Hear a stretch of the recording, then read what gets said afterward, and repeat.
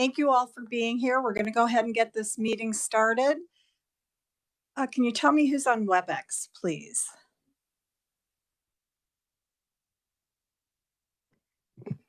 Thank you, Madam Chair. We have a Paul Wagner on WebEx. Okay.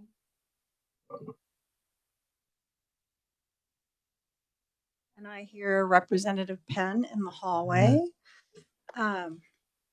We have Representative Carmichael.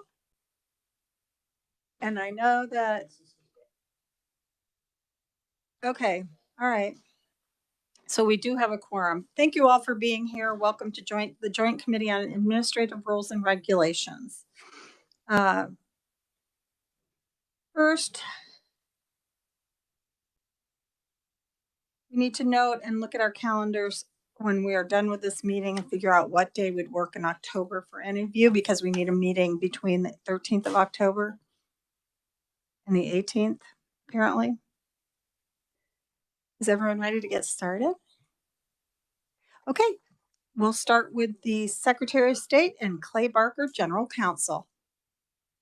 Welcome to committee. Thank you, Madam Chair.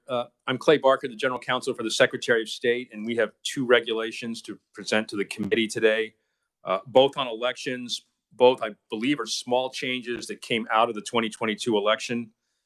The first one is Regulation 736.7, and the only change we had was in the very first subparagraph A, where it originally said that the county could take modified advanced ballot applications up to election day. And that was contradictory to a statute that was passed in 2018 that said advanced ballots can't go out within 1 week of the election. So we changed that. And every other change in this regulation was editing suggested to us by the Attorney General and the Department of Administration.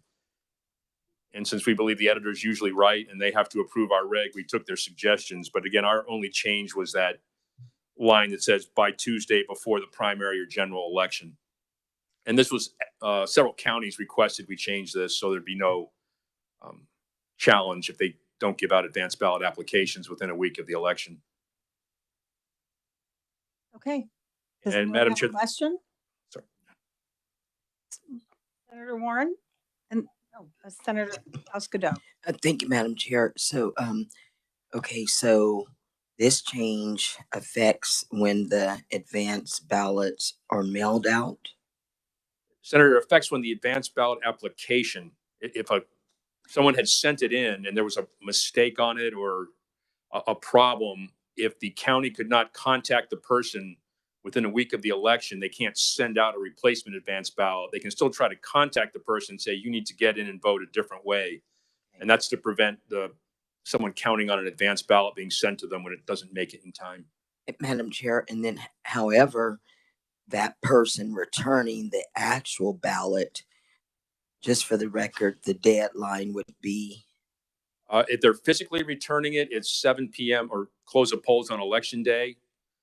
Or if they're mailing it back, they still have the 3-day grace period. So this has nothing to do with the ballot. And Madam Chair, so with the primary election we just had, I think that's when we first experienced the elimination of that 3-day waiting period or 3-day period where you could still get your ballot in and it would be counted. And so I'm going somewhere with this. And so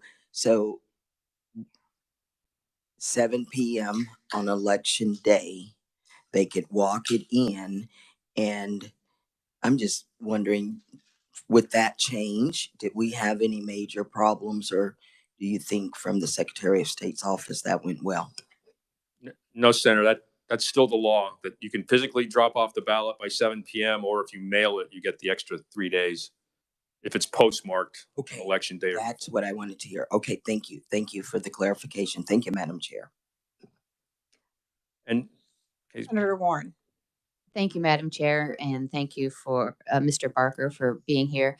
The procedures that you're putting into place with this regulation, is this kind of, would you say, usual, standard? Is this how other states handle their applications for advanced ballots, or is this something different that Kansas is doing? Senator, I'm not sure what other states do, but Kansas changed its statute in 2018. It was 25-1122. And that was at the same time the bill added on the extra 3-day grace period for mail ballots, but then pushed back the deadline for when you could ask for one. The old standard used to be you could actually ask for a mail ballot up to election day. This said you can't ask for it within a week of election day. And the idea was to prevent people from getting an application sent in and not getting a ballot in time. And this just makes the statute consistent, or excuse me, the regulation consistent with our statute. And that was in 2018, and we're in 2023 right now, 5 years later. But was there some reason for the delay in changing the regs? Senator, it's two things. One, no county asked for it until this year, or excuse me, yes, this year. And the old way the regulation was written, it had the phrase "if practicable," which we had interpreted it's not practical if you're in violation of statute. This just clarifies it for anyone reading, like a regular voter reading it. Did we have a lot of counties that asked for the regulation at this point? Johnson County asked for it and specifically, and the other counties joined in and said, yes, that would be a good change. It wasn't pressing, just to clarify the regulation. Thanks for clearing that up. Appreciate it. Thank you. Senator Faust-Godot. Thank you, Madam Chair. And just for clarification again, Clay, so do you think that since we're talking about requesting an advance ballot, so Sedgwick County will automatically mail out an application to us, allowing us to request an advance ballot? Do you think that's confusing? Because I get the ballot sent to me, or the application request sent to me. And do you think that creates any confusion of just, years ago, we just let a person actually contact the election office to request the advance ballot application? Do you think that's confusing, or would it be a cost saving if we did not just automatically mail out the application to request the advance ballot? Any thoughts? Thank you. Senator, I'd be hesitant to opine on whether voters find a county sending out an application confusing. And it's up to, I think the legislators are more in touch with the voters than I am. I do know there was confusion in the past where these third-party groups were hitting voters repeatedly with applications, and the voters didn't know if they should be responding to all of them or not, which is now in the middle of litigation, so I don't really want to comment on that. Representative Carmichael. Thank you, Madam Chair. Following up on what Senator Faust-Godot had to say, just so we're clear, it's not always that Sedgwick County sends out advance ballot applications. It depends upon budgetary constraints and, frankly, the whims sometimes of the county commissioners. As the senator observed, there is seemingly confusion sometimes because we may get more than one application from multiple different sources. I don't want to predict the end outcome of the litigation, but I think the present status of the matter is that the court has temporarily at least ruled that it's a First Amendment issue, that people can solicit these can send out ballot applications so long as they're not misleading and untrue. So, for example, in the last city council primary, there was a group affiliated with a Democratic candidate in a nonpartisan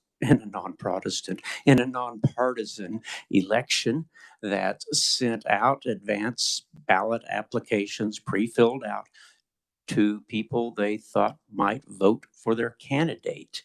And so, just for whatever it's worth, the bottom line is we know when the county election officer sends these out that it improves turnout it actually makes the election less expensive. And I appreciate these regulations because I think they clarify some confusion that may have existed in prior regulations and also in view of various statutory changes. So please express my appreciation to the Secretary. Thank you, Madam Chair. Representative. Senator Tyson.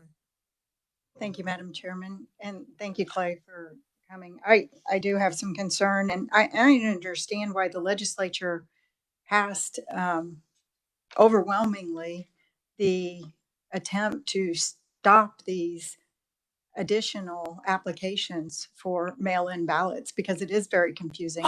And part of the issue with that was it was third party out of state, people that shouldn't even care what was going on in Kansas. So I thank you, Madam Chairman. I know we weren't going to touch on that, but everybody seems to. So I wanted to throw in, yes, it is a matter of the First Amendment, but why should people from other states be having free speech involved in our elections? Thank you, Madam Chairman. Senator Francisco. Thank you, Madam Chair. And thank you for this. I understand that what we're doing is just setting up a deadline for the counties that if they ask for this information, there's time to get the response back before the election. What happens if a county clerk gets an application with an illegible driver's license on the Wednesday or the Thursday?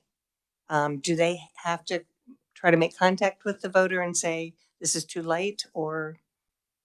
Yes, Senator, they still have to try to make contact and to give the voter every chance to vote.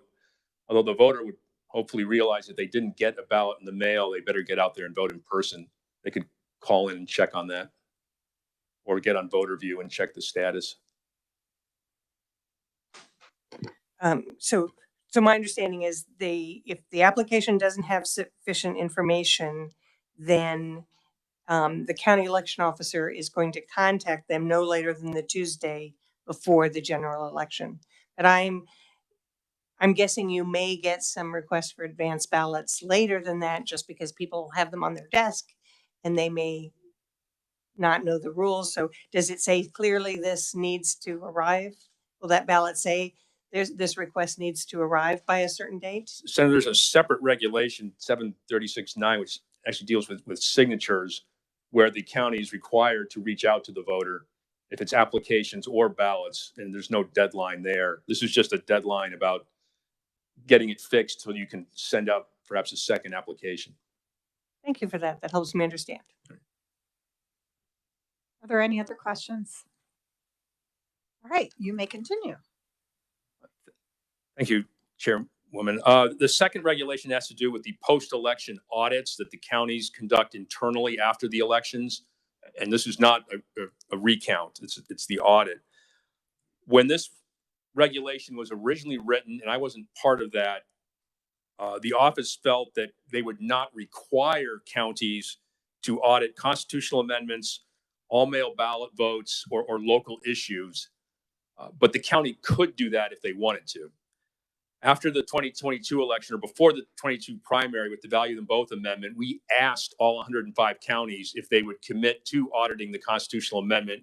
We didn't know how close it would be. We wanted to have more public assurance. And all 105 counties did that. So it was part of the post-election audit. And after discussing it with the counties, we think that should be standard procedure henceforth, that all counties must audit constitutional amendments. Now, that gives them the discretion to audit local issue elections and all mail ballot elections if they so choose, but they don't have to.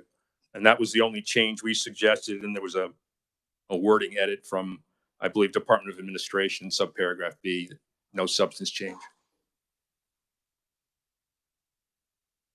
I believe we have a question from Senator Tyson. Thank you, Madam Chairman. Would you define audit, please? Senator, the way the audit is defined in statute and regulation is we take a random sample of precincts, and the county picks a random sample of precincts. It's at least 1%, and that may sound low, but when a county only has 3 to 10 precincts, that can be a lot. And then plus our office picks certain races for each county by actually pulling paper out of a bag. There's no involvement of computers. And so we tell the county, you must audit one federal race, one state race, and one county race. And then they pick the precincts. They take the ballots from that precinct and they compare it, paper images of those ballots, and they compare it to the count coming off the tabulators. And if there's any discrepancy, the county has to explain why, which is usually just 1 or 2 votes if it happens. And it's because a ballot was marked in an odd way that sometimes people interpret it differently than the machine did, but the people count matters. Go ahead. Thank you, Madam Chairman. So I don't know if it lies on you or the legislature, but there was no oversight of those audits in the 2022 election at all. And results were posted. Some were inaccurate. We found this because individuals had recounts. I just don't think you have the definition of audit nailed down. So whether that lies on the legislature or you, I think it needs to be defined in a better manner and more specifically who's enforcing it and what penalties if it's not followed through. Thank you, Madam Chairman. Thank you, Senator. Representative Carmichael. Thank you, Madam Chair. A question for you, Mr. Barker. In connection with the audit that is provided for by statute and that obviously this regulation deals with, are I don't know if we still call them poll agents, are poll agents entitled to be present at the audit to observe? Yes, Representative, they are. And in that large election bill the legislature passed just this year, that was it had always been the rule, but that was clarified that they are allowed to participate.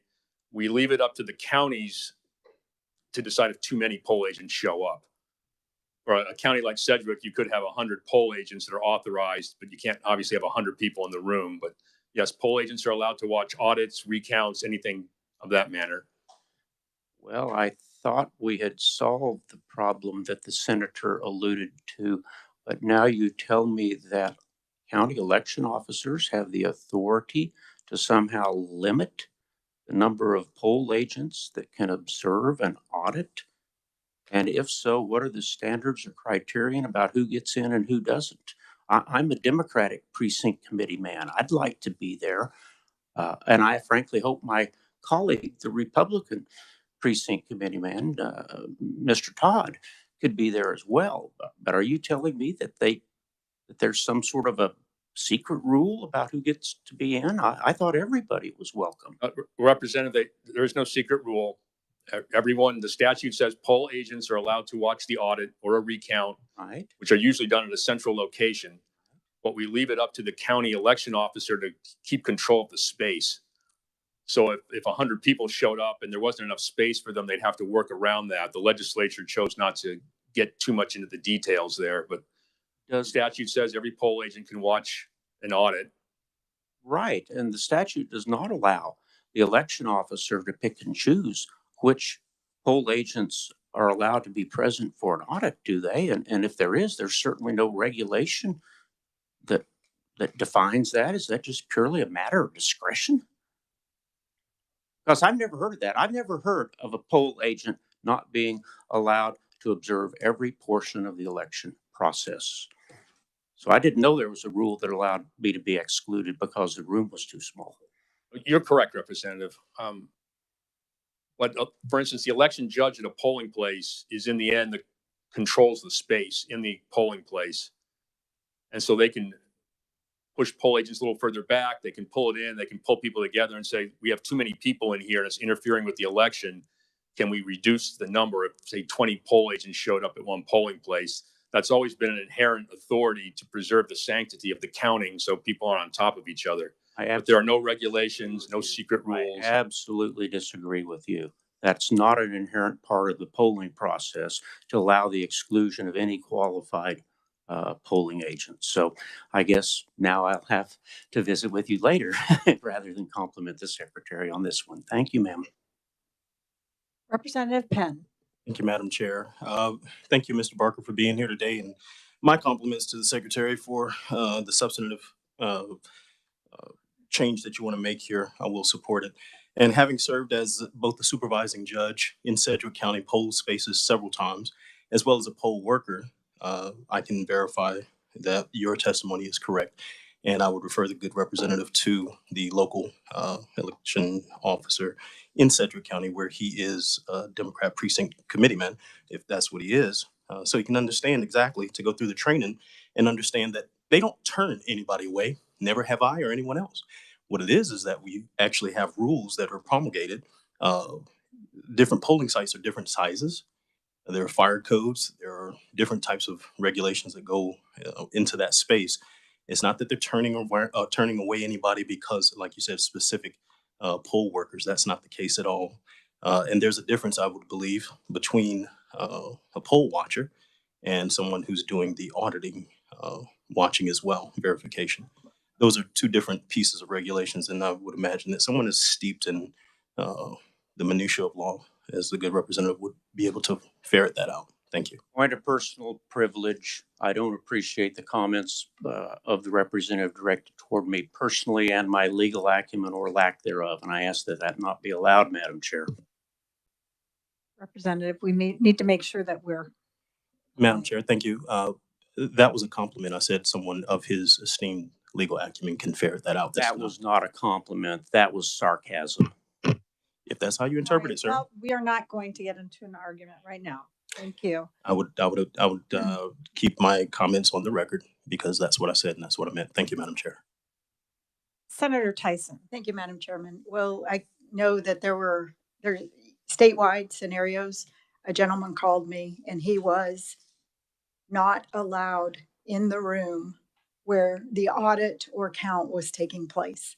He was a poll watcher. He was certified. He was legally able to be there, and they would not let him in the room. They would not let anybody in the room except for clerk staff.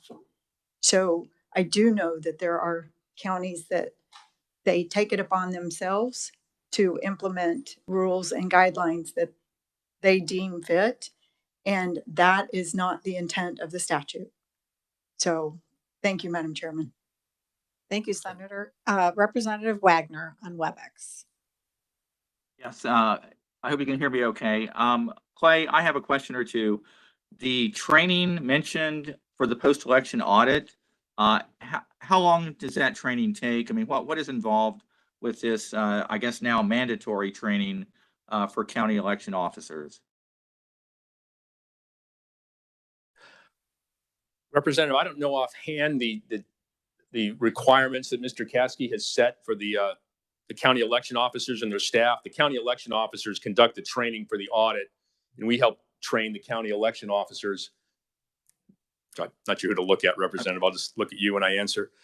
But they go over the process, how to compare it to the tabulator count, and what to do if the count is off by 1 or 2, which sometimes happens. And again, it's usually figuring out which ballot was hand marked in an odd way that the machine read it one way, but human beings read it a different way, which even though in our society, you think everyone would know how to fill out an oval, sometimes people mark them in odd ways and humans have to judge the intent of the voter.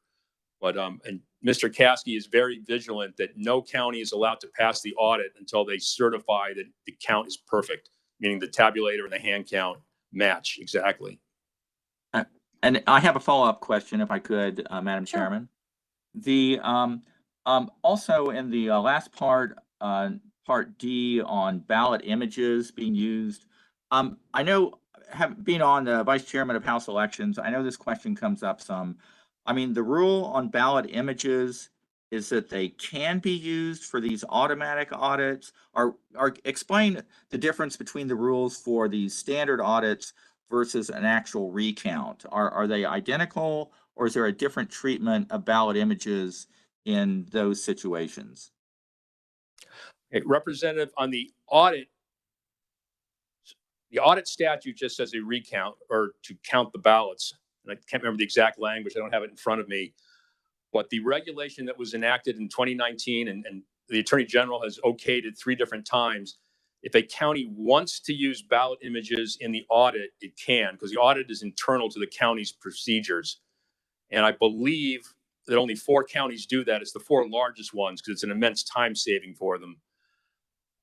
In the recount, it is completely up to the candidate or the person asking for the recount to determine how it's done. It could be all tabulator, it could be hand count, it could be whatever that candidate wants it to be. That's generally because the candidate's paying for it. All right. No, thank you. That's very helpful. Senator Tyson. Thank you, Madam Chairman. That just points out there is no standard. So how, when we do an accounting audit, a financial audit, we know the standard. There's none across the state.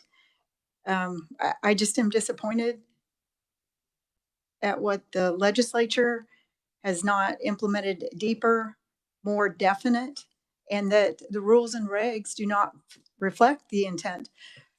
I find this, it kind of is the same thing with PVD. The Secretary of State says they have no authority over the counties. And the counties say that the Secretary of State give us our guidelines, our rules and regulations, and what we follow.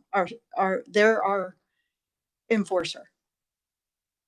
We have nothing then. It's blank. So when there becomes an issue, the clerk will say, well, I checked with the Secretary of State, and the Secretary of State will say, well, I have no authority over them. There is a big gap there, a major hole, and it needs to be fixed. This is frustrating to listen to. Thank you, Madam Chairman. Thank you, Senator. Senator Warren, yes? Thank you, Madam Chair. You mentioned that candidates paying for it. My question is, who's paying for this? This would be a statewide audit because this regulation we're looking at applies to constitutional amendments statewide on the ballot. So who pays for the post-election audit, which is a good idea, and for the training? Oh, Senator, the audit is always paid for by the government.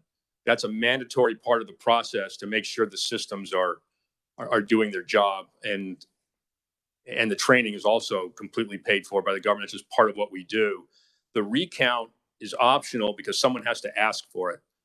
And either a candidate or somebody representing a local issue or a constitutional amendment. And then the statute's very clear. If it's close enough, the state picks up the costs. And if the difference is large enough, then the individual picks up the cost. And they need to get an estimate beforehand, post bond. There's procedures on that. But the audit is a mandatory part of our process.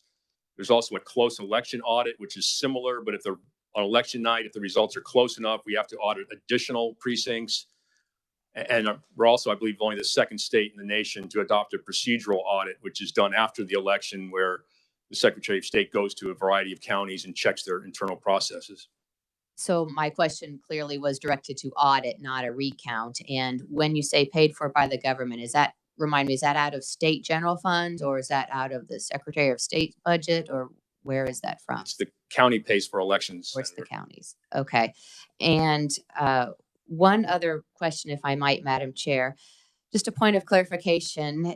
As I read the regulation and having listened to you explain it, it says the requirements of this regulation shall not apply to local question elections or mail ballot elections.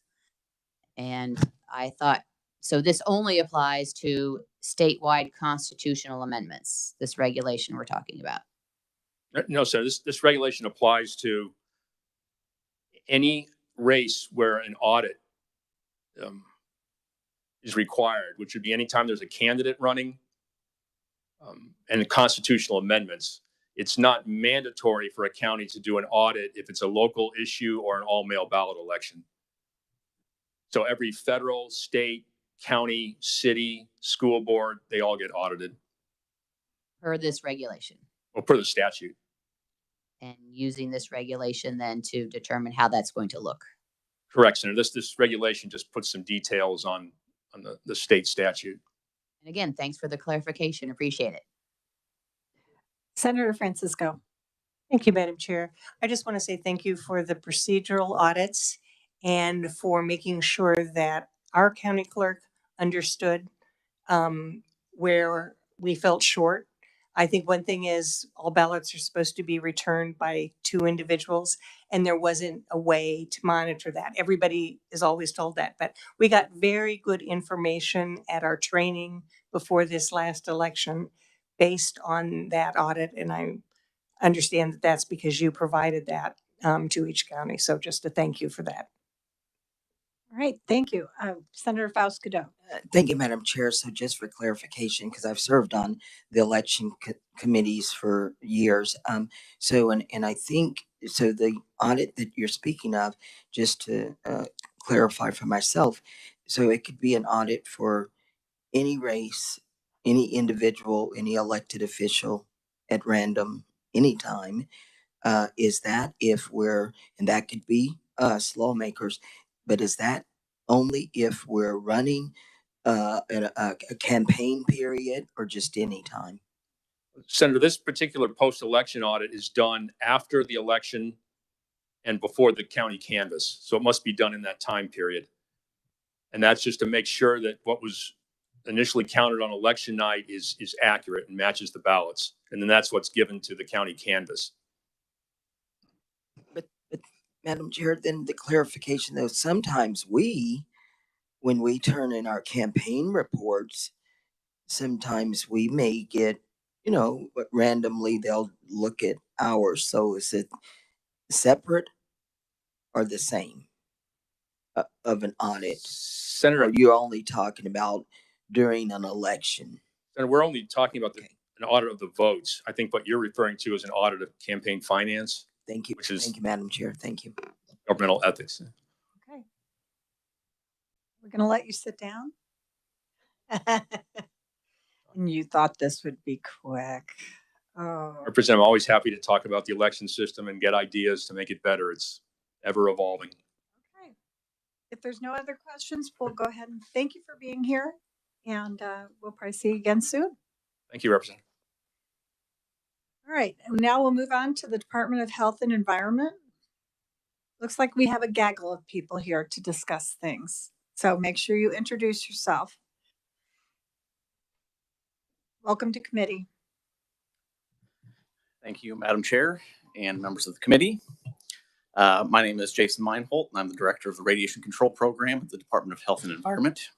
With me, I have Mark Unger, the Supervisor of the Radon Program within the Radiation Control Program. Thank you for the opportunity to present our regulatory revisions today. The regulations we're discussing today involve radon. Radon is a colorless, odorless, tasteless radioactive gas, which naturally comes from uranium in the soil. Radon is everywhere in the environment, and when entering homes and other buildings, it can build up to higher concentrations. Radon is a known Class A carcinogen. It is the second leading cause of lung cancer, second only to tobacco smoke. It's the first leading cause of lung cancer in individuals who have never smoked. In Kansas, there are over 1,800 new cases of lung cancer every year, and the American Lung Association estimates that 12% of all new lung cancer cases, or over 200 in Kansas each year, are caused by exposure to radon gas. Centers for Disease Control and Prevention show that 23% of all cancer deaths in the U.S. are lung cancer deaths, which has by a wide margin the highest mortality rate of all cancers.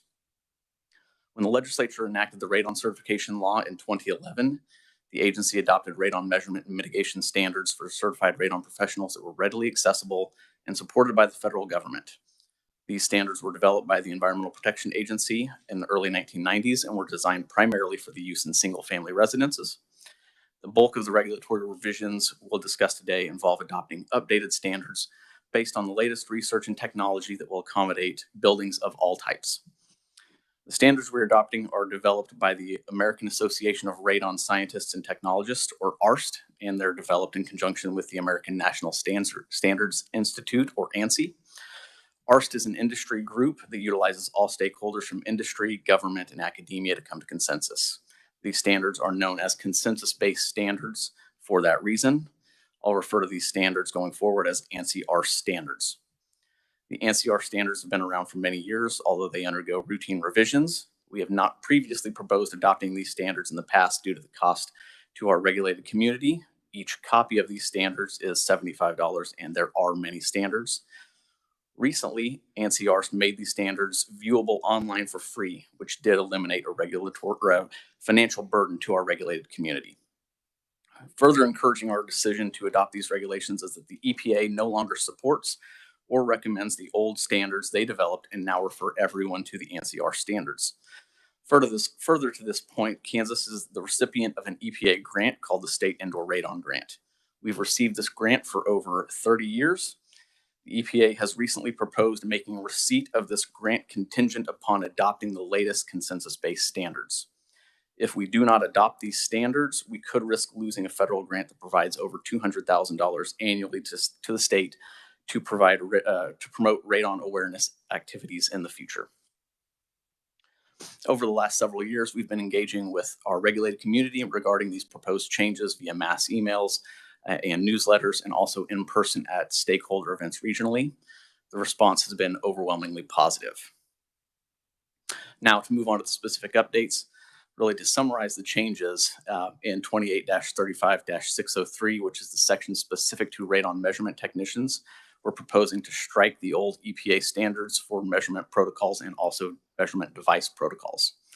In place of these, we propose to adopt the ANSI standards for measurement devices, measurement protocols for single-family residents.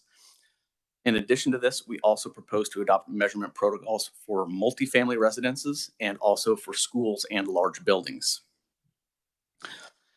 In 28-35-604, which is the section specific to radon mitigation technicians, we're proposing to strike the old EPA standards for radon mitigation, as well as the previously adopted radon measurement protocols. It's important to note that part of a radon mitigation system installation is ensuring efficacy of the system by completing post-mitigation radon measurement, hence the reason to adopt all of the measurement standards in this section also. In addition to those measurement standards, we propose to adopt the ANSI standards for radon mitigation for single-family residences, as well as mitigation standards for multifamily residences, as well as schools and large buildings. In 28-35-605, which is not related to standards, it covers continuing education requirements for radon measurement and mitigation technicians. And we have revised Section 2 to reduce the continuing education requirements for radon mitigation technicians from 24 hours every 2 years to 16 hours. This change was made to align with the National Radon Proficiency Program requirements. While it would be impossible to cover all of the changes and requirements for our technicians with these new standards, a few things must be mentioned. Many of our regulated technicians are duly certified with the National Radon Proficiency Program, which means they are already required to follow these new standards as part of that certification. Much of the changes in these standards are not significantly different from the previously adopted EPA standards. They simply clarify certain items that were not clearly defined previously. And the addition of multifamily standards and school and large building standards is a welcomed change, as the EPA standards were designed for single-family residences. Multifamily and large building radon services were often already being conducted in accordance with ANSI standards, as it would have been impossible to adequately address them following the old EPA standards. The single largest change that will impact our regulated community is a requirement to have an active radon system monitor installed with each radon mitigation system. Presently, almost all radon mitigation systems use a passive monitor as required in the EPA standards. This passive monitor means that if a radon system stops working, the client would have to visually inspect the system and understand what that passive monitor is saying to know if the system is not functioning. This is primarily used as it meets EPA standards and is extremely inexpensive. The new ANSI standards require the use of an active system monitor. This means an alarming monitor to alert clients if the system is not functioning. These systems do add some cost to a radon mitigation system installation, which we expect to be passed to clients. Thank you. That's fascinating. Does anyone have any questions on this? Representative Carmichael. Thank you. For a single family residence, what is the cost difference between the currently required passive monitoring and the active monitoring, i.e. the alarmed monitoring that is required by this proposed regulation?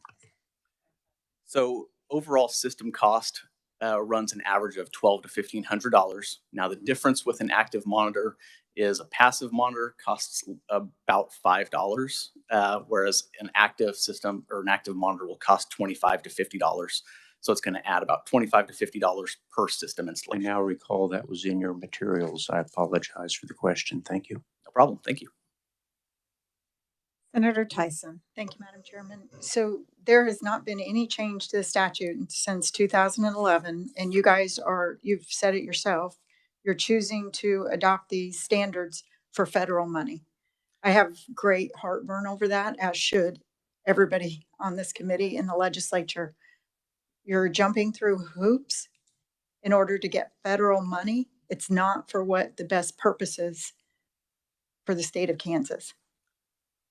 Well, to clarify on that, we personally at the Kansas Radon program have wanted to adopt these for a long time because the standards are better, which is why the EPA no longer recommends their own, because these new standards developed by ANSI are developed not just by a government agency that is making their own recommendations. It includes government, industry, and academia to come to consensus.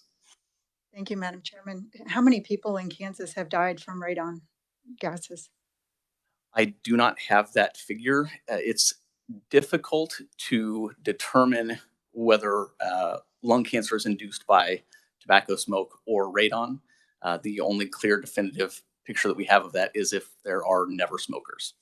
So, Madam Chairman, you're expecting these changes in the rules and regulations based off no data as to whether it would help or not help individuals in Kansas. You're jumping through the hoops for money. That's the bottom line. Thank you, Madam Chairman.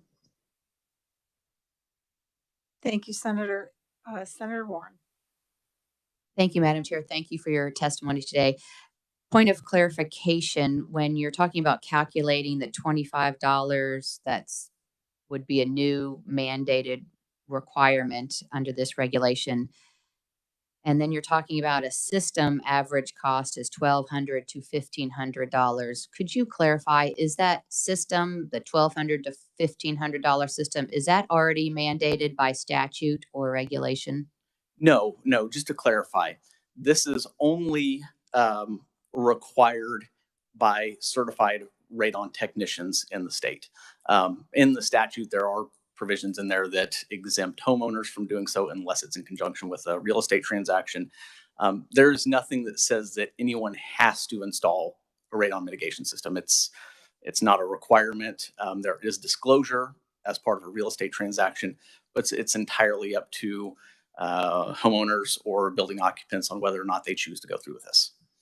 Thank you for clarifying that. And then if they do choose to install it, this $25 increase per this regulation will be what is added to the cost that we're talking about here. We expect that, to be passed on to clients that have radon mitigation systems installed. Okay, thank you. Thank you, Madam Chair. Are there any other questions? Senator Francisco. Thank you, Madam Chair.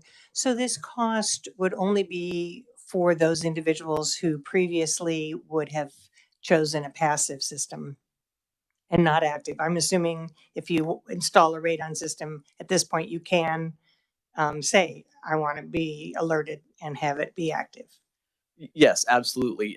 They could choose to have an active system monitor installed as part of it. Now, these would not go retroactive. No one that has a passive system would be required to, put up this cost in order to put an active system monitor on it. It would only be for new installations after adoption of these regulations. And so my comment was only for those new systems where people might have chosen passive. So many people already would have chosen an active system. So it's no more cost to them. That's correct, if they chose that route. Representative Penn. Thank you, Madam Chair. And thank you. Is it Mark? Is it Jason? Jason, do forgive me. I'm sorry. I was reading through and do forgive me. So a part of your regulation, I just want to understand a little bit here, going off of Senator Tyson's line of questioning. What is the impetus for this? What's the driver for it? Is it something that your agency is coming up with themselves? Is it something that the legislature has mandated? Is it something that the federal government has mandated? Why the change? So there's a couple of different reasons why we want to do this. First and foremost, the standards that we currently use are developed by the EPA 30 plus years ago. And they have since been updated by the industry. And there are a lot of different industry groups that push these as a better standard to follow for safer installations, more effective radon mitigation, and more accurate radon measurements. So that's primarily the reason we want to go this way, is just because we want to move away from the antiquated standards that the EPA developed, and also because our standards that we currently adopt do not cover multifamily residences or schools and large buildings, which these new standards do. So that's another big driver. And we also, again, as mentioned before, we receive a state indoor radon grant. And while it's not final at this time, the EPA has discussed tying receipt of that grant to adoption of these standards. Okay. Madam Chair, if I may. The next question would be, and thank you for that explanation. I appreciate that.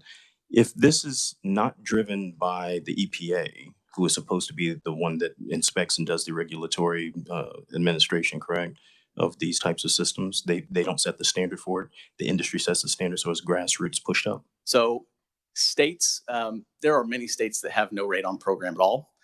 We are fortunate in that we do, but states have the ability to adopt rules and, well, the standards that they feel are best for it. Okay. And sir, before we burden multi-family units, i.e. apartment complexes and things of that nature, as well as you said, schools, I believe, and Schools before and large buildings. okay, before we start putting all that extra burden on them in this hard economic environment that we have caused by a lot of the policies that have come out of grand old DC, the question that I would have for you is, when you are pushing this by this new standard by the industry, do they stand to gain on this by pushing this on top of the schools and the apartment complexes? And that's now a mandatory thing that they must have?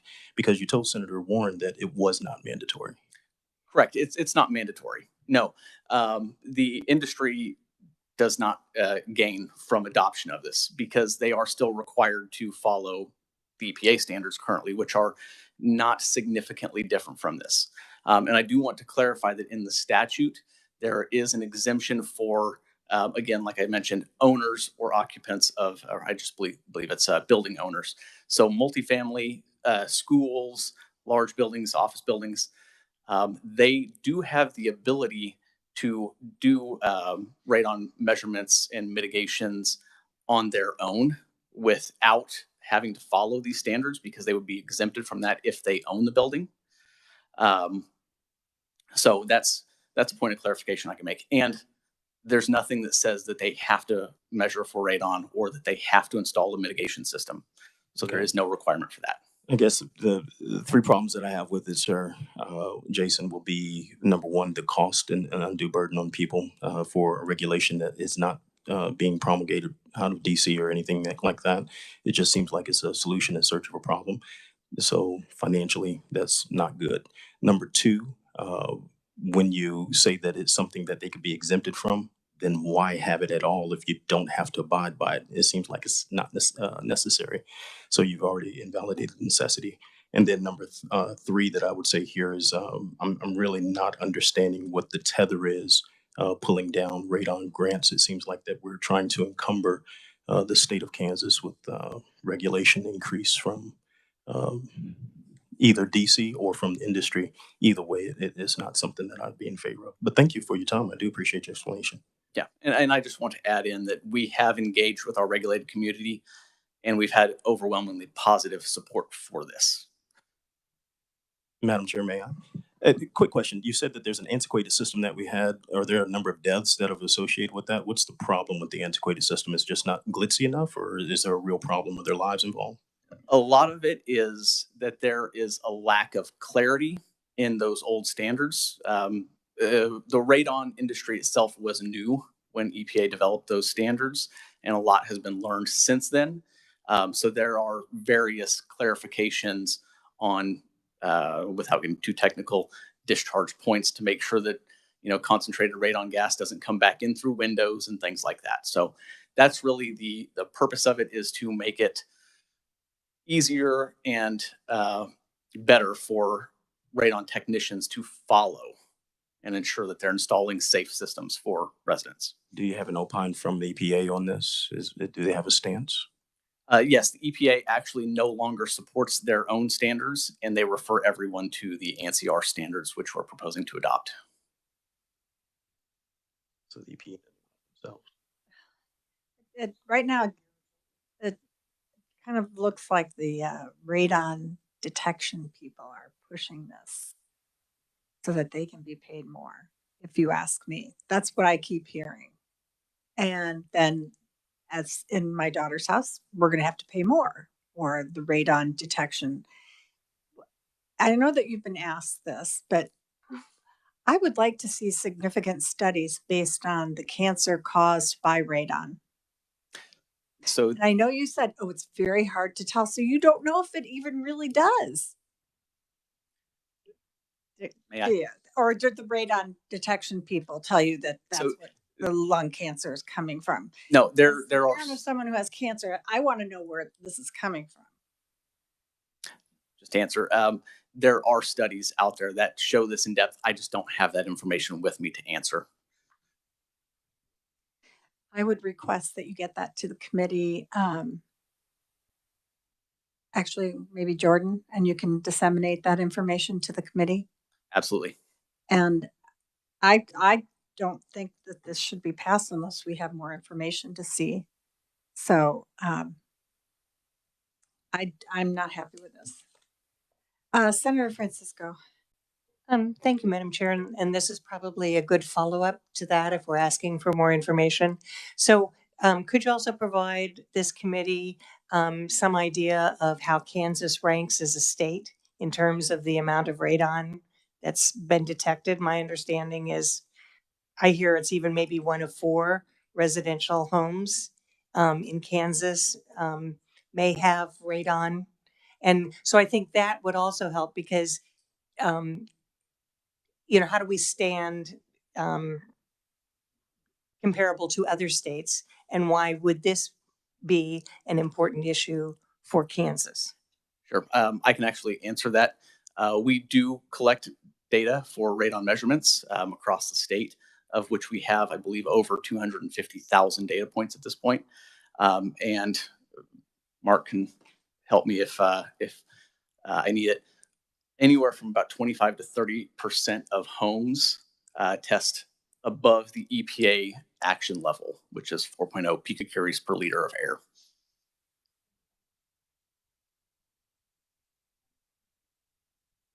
Representative Penn. Thank you, Madam Chair, for the recognition. Jason, one other quick question. This deals with your requirements on the education piece, okay? I'm looking through this and you said that they used to have 24 hours of education that was mandated because, as you just told Senator Francisco, this is a serious problem, right? And you're gonna, before we get ready to pass this, you're gonna supply the staff with documentation of studies that shows radon poisoning, deaths therewith, injury, things of that nature, okay? And we appreciate that elucidation, but can you explain why it is that you go down from 24 hours of classroom education for something that is so precipitous to, would you say 16? And then it says here on paragraph 3 of 2835 TAC 604 that you must attain a passing score of at least 70%. Now, I'm no learned scholar, as some of my more esteemed compatriots are. 70% was a D when I was in public schools. So you're telling me that this is a life and death situation, but you don't need as much education and you can have an almost failing score in order to pass and do it. Explain that. So that's actually just to align with the National Radon Proficiency Program requirements. So that's what's nationally recognized for a passing score on their examination. And again, it used to be 24 hours for radon mitigation system or for radon mitigation technicians. But again, they reduced that to 16. So in order to align with the national standards. And the national standards, sir, is that from the industry or is that federal mandated? It's the National Radon Proficiency Program, which is an industry group that is supported by EPA. So the industry wants fewer hours of training for something that is supposed to be killing our kids by the droves, hence the more regulation and the expenditure, and pushing it on multifamily dwellings that they don't own, i.e. people who are renting. Most people rent an apartment. They don't own the apartment building. and the schools and other large dwellings. And they want them, the industry, I'm going back to that, they want them to be able to pass with only 70% because it's just that important. Okay. Senator Francisco. Thank you, Madam Chair. So I understand that this examination is a closed book examination. Correct. Would it be the case that if most people are installing a system, they would have all the information with them, and it would be open book for the installation? That is correct. And they also have resources such as us. If they come into a challenging situation, radon mitigation installers have frequently reached out to us for advice on how to handle those situations. Thank you. All right, I think we can wrap this one up. I think you can also understand there's a lot of unhappiness with this regulation. It's 200,000. Okay, we need to have Paul Harrison for Public Water Supply. Welcome to committee. Please introduce yourself for the committee. Thank you, Madam Chair, and thank you, committee members. My name is Paul Harrison. I'm Deputy Director for the Kansas Health and Environmental Laboratories with KDHE, also known as KHEL. KHEL provides environmental testing services for 973 public water supplies, 4 tribal nations, and Wolf Creek Nuclear Power Plant. KHEL's environmental services are fee-funded. Updating these fees to reflect current supply and staffing costs is essential to KHEL. These fees were last updated in 2014. KSA 65-156 was promulgated in 1915 and allows the Secretary of KDHE to establish fees and regulations for the analysis of water samples. Pursuant to federal and state laws, environmental testing is required for drinking water, wastewater, and hazardous waste. The requirements for testing drinking water and wastewater are described in 40 CFR Parts 141 and 136, respectively, also known as the Safe Drinking Water Act and the Clean Water Act. KHEL's mission is to provide these services at a high quality for public water supplies at a cost-effective rate. As required by KSA 77-146, KDHE has provided the Kansas Association of Counties, the League of Kansas Municipalities, and the Kansas Association of School Boards with proposed regulation changes, notice of public hearing, economic impact statement, and environmental benefit statement. The hearing date is scheduled for October 25, 2023. Are there any questions at this point? I had just a couple. You're adding 9 new tests. Mhm. What is the impetus for that? They are either tests that are newly regulated or things that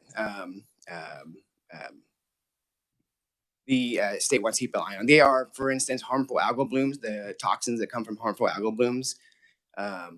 Of note, Wellington just found some of these in their drinking water supply and had to stop water. We had to get water bottled down there for them. And it is toxic to the human body. The other really big one is what's known as PFAS, poly and perfluoroalkyl substances, also known as the forever chemicals. They have been under a close eye for years because of their harmful health impacts, and they're about to be regulated by EPA. And so we need to have a pricing structure in line. So then when we're required to do that testing, we have a mechanism to pay for it. So your economic impact shows how much more money it's going to cost rural water systems. Something that, I'm not sure I understand things that came up via regulation. Aren't you trying to do regulations right now? Where are all these changes from regulation coming from? Yeah, I do. We just do the lab work. The other regulations come from the sides, the arms of EPA or the state that say you're required to test for this or for this or for this and at least this frequency. So for like lead and copper testing or E. coli or whatever it may be, I don't set those rules. I just have to be prepared for being able to test them and then charge for them so I can keep the lab running.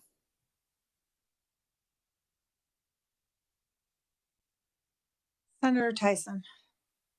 Thank you, Madam Chairman. Thank you for the testimony. I guess I'm a little new to this area. So that means that everybody that provides water with the items that you listed, they are mandated then to have all of these tests or the tests that you, Oh, no, ma'am, I'm sorry. okay. No, they, whatever's on their, issued on their permit for that water supply, that's what they have to test for. And they don't have to send to KHO either. They can send to a commercial laboratory if they like. A lot of people do use KHO. I think every public water supply uses us for at least something because we pride ourselves on doing quality work at a fair price. If I may, Madam Chairman, thank you. I have concern too over what the chairman was talking about. If you look at the annual increase to some of these communities, it's substantial, especially Manhattan.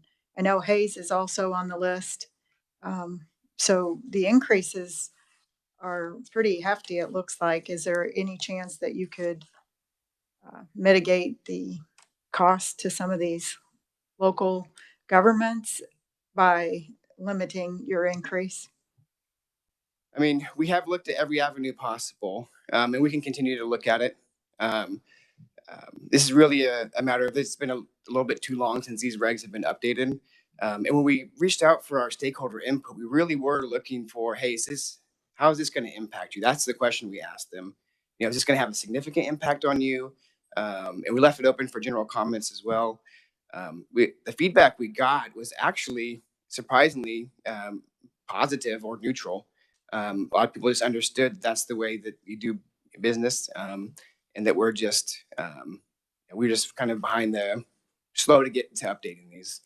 And I would add too that compared to the contiguous states, right now we are well below all of them, and so this kind of gets us where we need to be to stay in business. Representative Carmichael. Thank you, Madam Chair. I want to make sure I'm tracking on this. This rate schedule hasn't been changed in roughly 7 years? Almost 9. 9 years. I added, you're correct, it's 9. And has the cost of doing these tests increased over the past 9 years, just like the cost of eggs and everything else? Yes, sir. Just like going to the grocery store, lab supplies are not immune. Yeah. And these regulations, as I understand it, really are not concerned with what tests have to be run under what circumstance.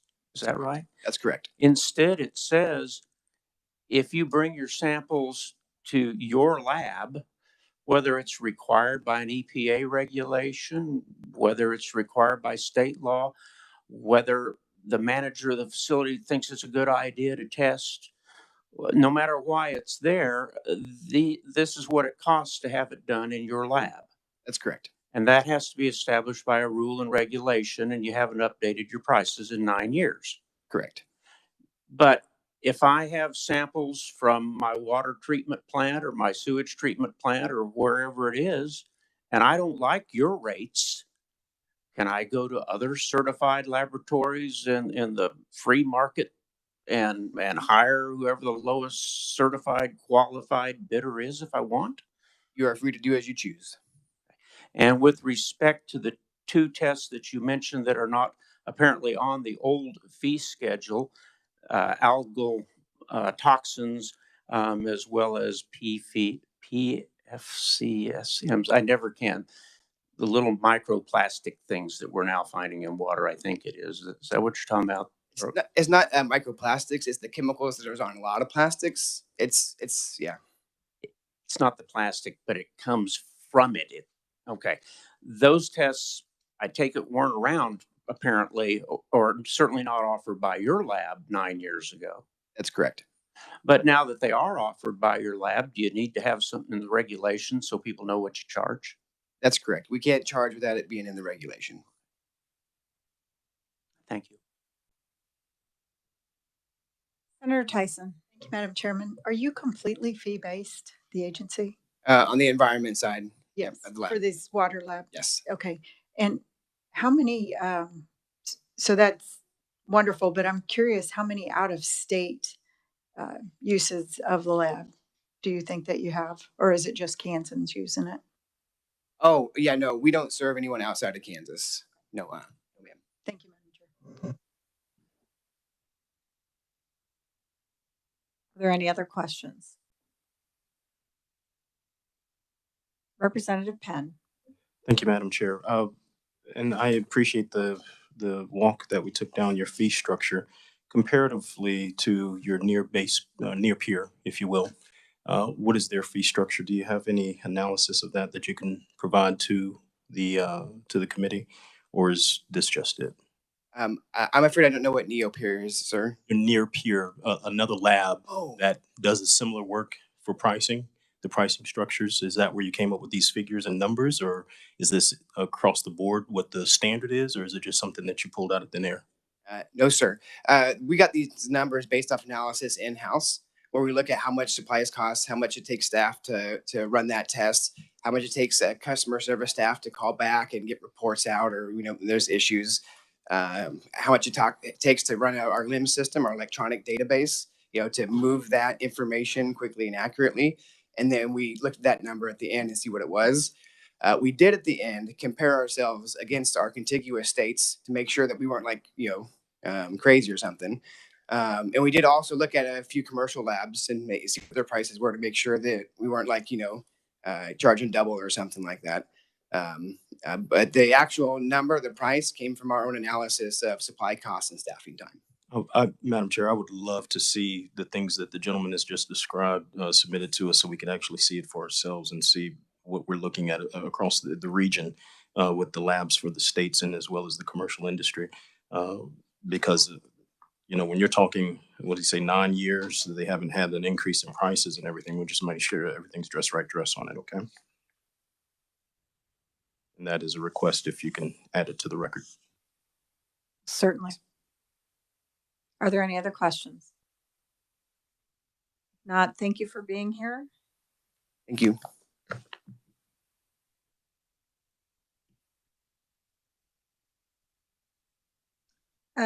Now we need to call up the Department of Health and Environment, Division of Healthcare Finance. I think we have Brian Vasquez. Welcome to committee. Introduce yourself, please.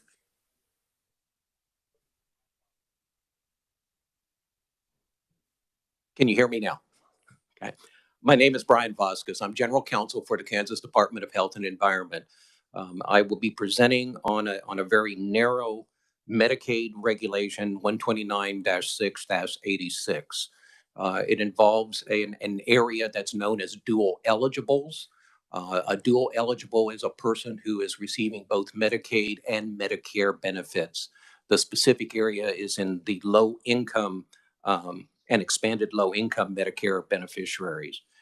In broad terms, what this regulation does is remove the requirement for a low income Medicaid beneficiary who is receiving, and I apologize because this is going to get into the weeds a little bit, the immunosuppressive drug benefit under Medicare Part B.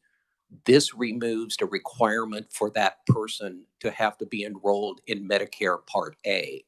Medicare Part A is hospitalization. Medicare Part B is usually the doctor's visits, the outpatient visits and things like that.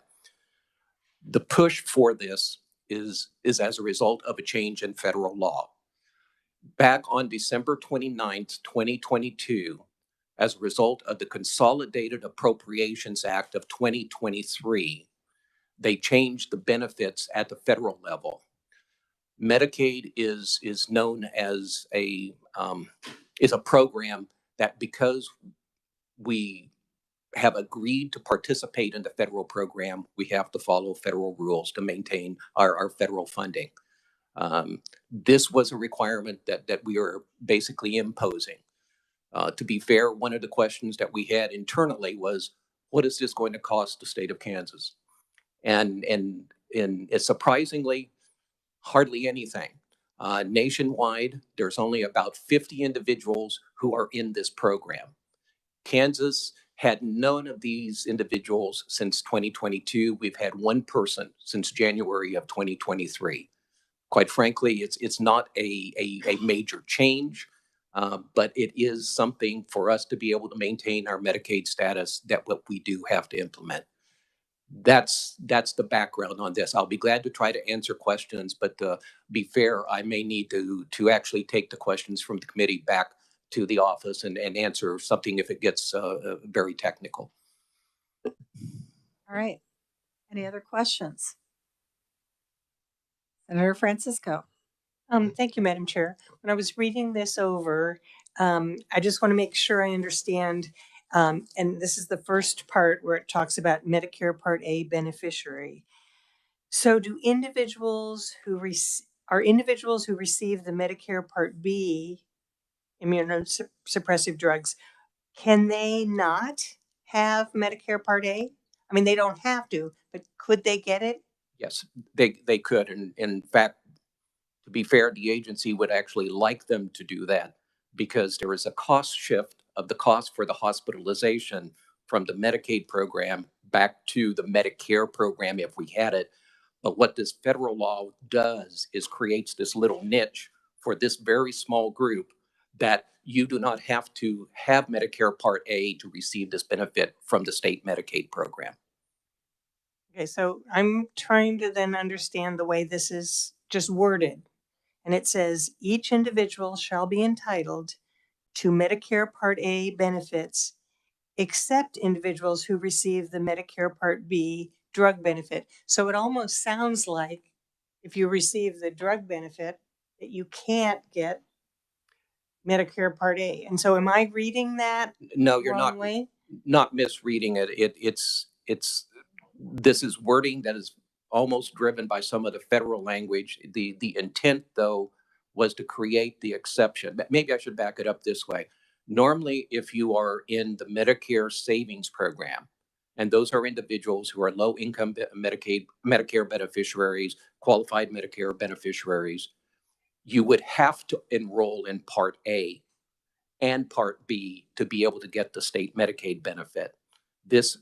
The language is designed to create an exception to that rule, specifically for individuals who are receiving the Medicare Part B immunosuppressive drug benefit. But again, when I'm reading this, it almost sounds like if you're an individual if you're an individual who receives Medicare Part B, the immunosuppressed, then you shall not be entitled. I mean, it says each individual shall be entitled to Medicare Part A benefits except individuals who receive this. So it almost sounds like, I mean, just the wording, when I'm reading it, sounds like you can't get it. And is there another way we could say it so that it's clear? I mean, I understand what you want. You want to say you don't have to have Medicare Part A, but this almost acts like you can't have Medicare Part A. I'll be glad to take that comment back Thank you. to the agency. Thank you. I appreciate that. It makes a lot of sense. Thank you, Senator.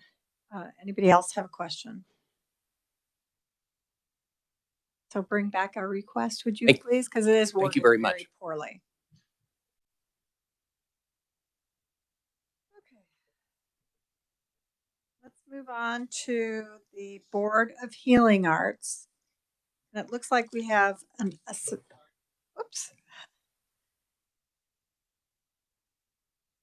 General Counsel Cody Ebart.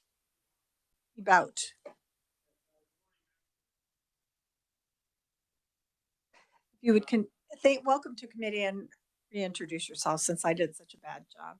Anyway.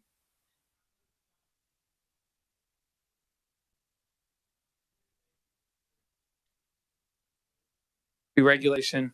There it is. Sorry about that. Proposed amendment to regulation KAR 100-6-6. That regulation implements the Reentry Active License type in Kansas for MDs and DOs. That's the substance of that was already fully implemented and is fully effective.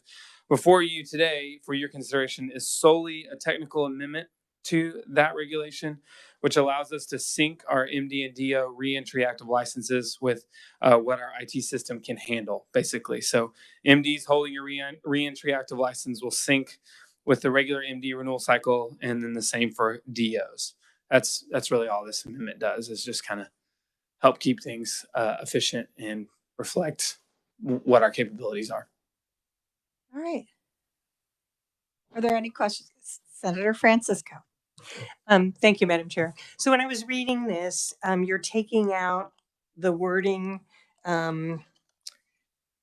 This is on page 3G to say each reentry active license shall expire on June 30th.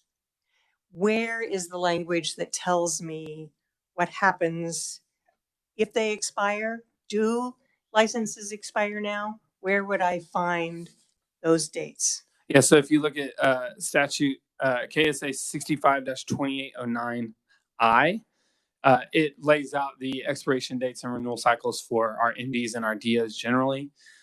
Because this is just a reentry active license, which is a license type for MDs and DOs, that's kind of the difference. Does that answer your question? No, because I want to know when the reentry active license expires. I understand what the dates are for their regular licenses, but how do we know that the reentry license syncs up with that? As far as I'm aware, it would just follow the regular MD and DO cycles. Let me see if I have anything.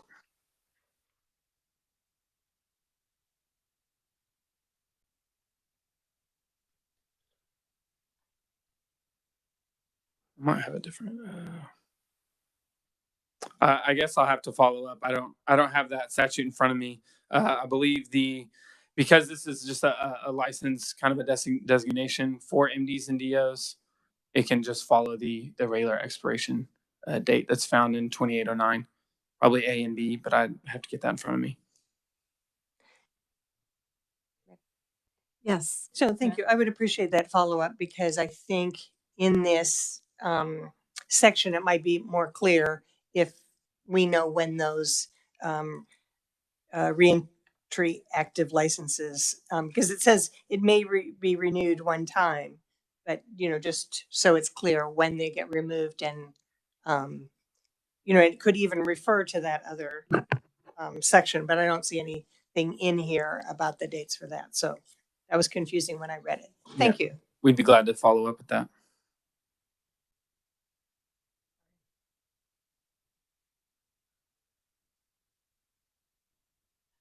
Representative Carmichael, I'm having IT problems, so I apologize. I fully understand. I can see the blank screen.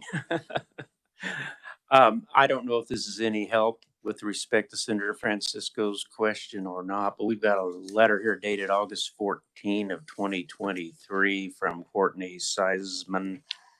And it says on the reentry active license, etc., says with this amendment, MDs holding a reentry active license will renew with the MD renewal cycle, parent May 15 - July 31, parent, and DOs holding a reentry active license will renew with the DO renewal cycle, parent, August 15 - October 31, parent.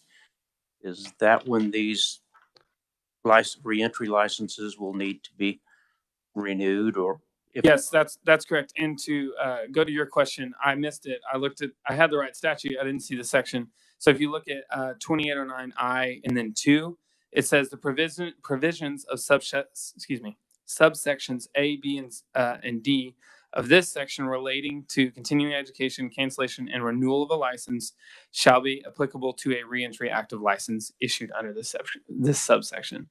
So in the reentry active license statute, that subsection, it relates back to the earlier statutory sections for active licenses for MDs and DOs. My second question is, I think the way it works right now, not everybody who's licensed to practice quote unquote medicine renews at the same schedule. You stagger those renewals, and I think that helps with your workload, etc., so that you have MDs renewing during a particular period of time and DOs renewing during a different period of time. Is that kind of, and probably the same thing for doctors, a chiropractic, etc. Yes, that's correct. The idea is to smooth out workload at the agency rather than hiring a bunch of people to all be ready to renew licenses July 1 and then having them sit around the rest of the year waiting for something to do. That's correct. Yes. Thank That way it's not a mountain of work all at once. Yeah. Thank you. Are there any other questions? Senator Francisco. Thank you. Not a question. So I appreciate that because I didn't have this letter until we came on our desk, and I had dutifully read through the other material. Thank you. All right. We'll let you go free. Thank you. Thanks for, yeah, run as soon as you can. Now we have the Board of Pharmacy appearing before that, and you do not look like Alexandra. You'd be correct. I'm not Alexandra. I was also very eager to come here. And you've sat here with just bated breath, right? Baited, indeed. Well, to introduce myself, my name is Bradford DeYoung, and I'm an attorney with the Kansas Board of Pharmacy. And on behalf of the Board of Pharmacy, I'm here to discuss 4 proposed regulatory changes. The first 2 are new regulations, and the last 2 are revocations. Beginning first with the new regulations, the first is KAR 68-224, which is pharmacy owner responsibilities. This regulation is designed to consolidate and clear up pharmacy owner responsibilities. It also ensures that pharmacists are able to do their jobs without fear that an employer may encourage them to not complete all of their pharmacist duties as required by law and statute. And finally, it helps reduce diversion opportunities, unauthorized access to pharmacy records, and theft of patient information by prohibiting individuals who have their license revoked, denied, or suspended from entering the pharmacy. Now, I want to be clear, when we say within the pharmacy, we do mean the statutory definition of pharmacy, meaning behind the counter, where the drugs are kept, where the practice of pharmacy is conducted. So if you have a grocery store with a pharmacy attached, you can still enter the grocery store, you just can't go behind the counter of the pharmacy. As with all of our regulations, we first pass this by our stakeholders to see if there was any feedback from our stakeholders, and there we receive very minimal feedback. Though, of course, we look forward to hearing anything else in September during public comment period. With that, is there any questions about this particular regulation, or shall I move on to the next?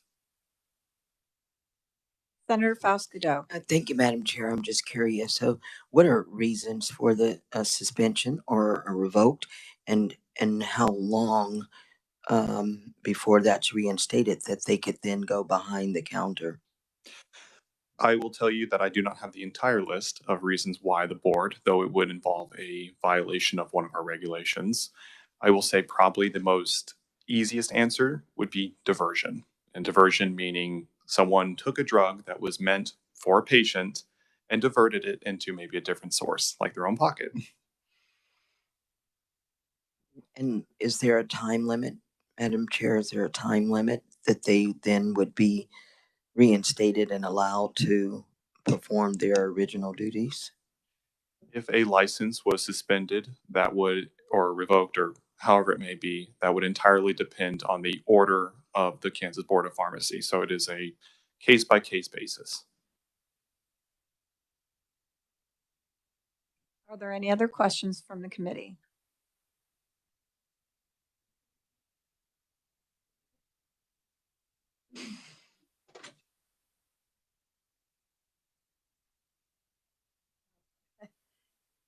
That door always locks on you when you don't want it to. All right. Well then, thank you for being here. I appreciate. Oh, You have another one. Okay. We can't stop. Okay. I know. I will try to make this quick so we can. Yeah, no. I'm sorry. I should have paid attention. I'm trying to do too many things at one time. Well, I will hopefully make this quick then, and next address the new regulation KAR 68-726. This is the remote practice of pharmacy. This regulation is designed to allow pharmacies to employ remote workers, and those remote workers are allowed to do certain types of work. This pharmacy regulation came from allowances made by the Kansas Board of Pharmacy in response to the public health emergency. These allowances are now being codified by regulations with an emphasis on appropriate safeguards and without sacrificing the integrity of the healthcare process. For example, some of the safeguards include who is allowed to work remotely, what sort of qualifications they must have before they are allowed to work remotely, where they can work remotely, what security measures they must take, and what types of work they can do remotely. I want to be clear that under this regulation, it is not going to be a situation where a pharmacist is taking drugs home to do work from home. It's not homework. This is only going to relate to things like, for example, data entry, something that can be done outside of the pharmacy, but still maintaining appropriate safeguards. As with all of our regulations, as I mentioned before, this regulation did go before our stakeholders. And while we did receive some feedback, the Kansas Board of Pharmacy tweaked the regulation before it went through the administrative rulemaking process in response to those feedback, while still maintaining the appropriate safeguards to ensure the integrity of the healthcare process. I'm sure I will have some questions on this, so I stand for any questions on this particular regulation.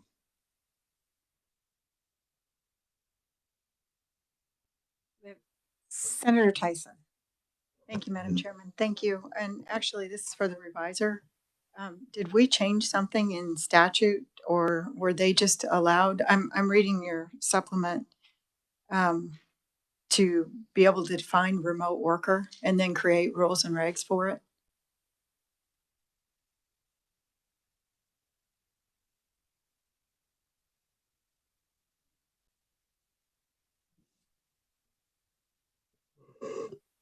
Thank you, Madam Chair. I don't remember a specific change to the statute, but I will double check and get back to you. Thank you. All right. Representative Carmichael. Why don't I ask you? Has there been a statutory change that allowed for this? Or has this always been within the board's authority and it was only after the pandemic and some temporary changes then that the board has realized that we can allow for some types of remote work by pharmacists and still guarantee the public safety? I will tell you that I do not have that information on hand, and I am not going to testify without being 100% concrete. You're doing a fine job of testifying, and the I don't know is a valid answer. It'll just prompt somebody to request you provide an answer, but I'm not asking for that. I trust you. I would be more than happy to provide that information. Okay, we can blame me. All right, I'm just going to reiterate, there are a lot of regulations that come before this committee that should be brought before the legislature, and I do not appreciate particularly the push to continue to legislate by regulation. And I know that you're on the list to try to get rid of some of your regulations, so I'm looking forward to seeing what you all are trying to get rid of and how you're trying to control other things by regulation. With that, you can move on. Oh, I'm sorry, Representative Penn. Well, since I'm back in the room and all, greetings.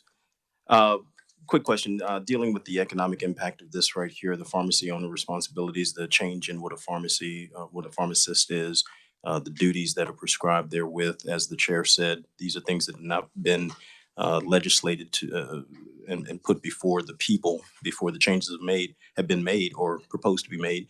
Question that I have is dealing with the economic impact of it. What do you see happening here? Is there an increased cost to any of the people who would use these particular services, fees or retraining increases to those who would actually be practitioners? The system itself, is there a cost to the state? Can you expand on that, please? I'd be happy to.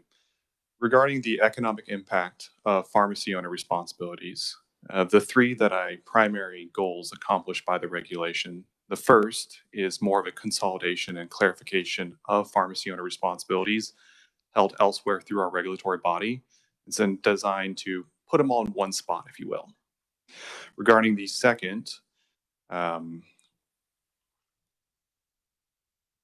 which was ensuring that pharmacists are able to do their job without fear that a pharmacy owner would encourage them not to do their job. Once again, I would reiterate that these are responsibilities that the pharmacist has already by statute and by regulation. So we're not making a change. We're rather ensuring that pharmacy owners do not feel that they can encourage violations. And this would be at the safety to the public health. And finally, reducing theft by preventing individuals who have, there may be a minor amount of economic impact. However, we do not have the data to show what that extent would be, because primarily what we're referring to is individuals who have had their license revoked, suspended, denied, who are then being hired as clerks to work at the pharmacy, which is where the issue becomes of why are these individuals who have had issues behind the counter where the drugs are kept. So any economic impact may relate to pharmacies being unable to employ those individuals for that period of time. However, we're also hoping to see a benefit with preventing diversion, drug issues, prosecution, etc.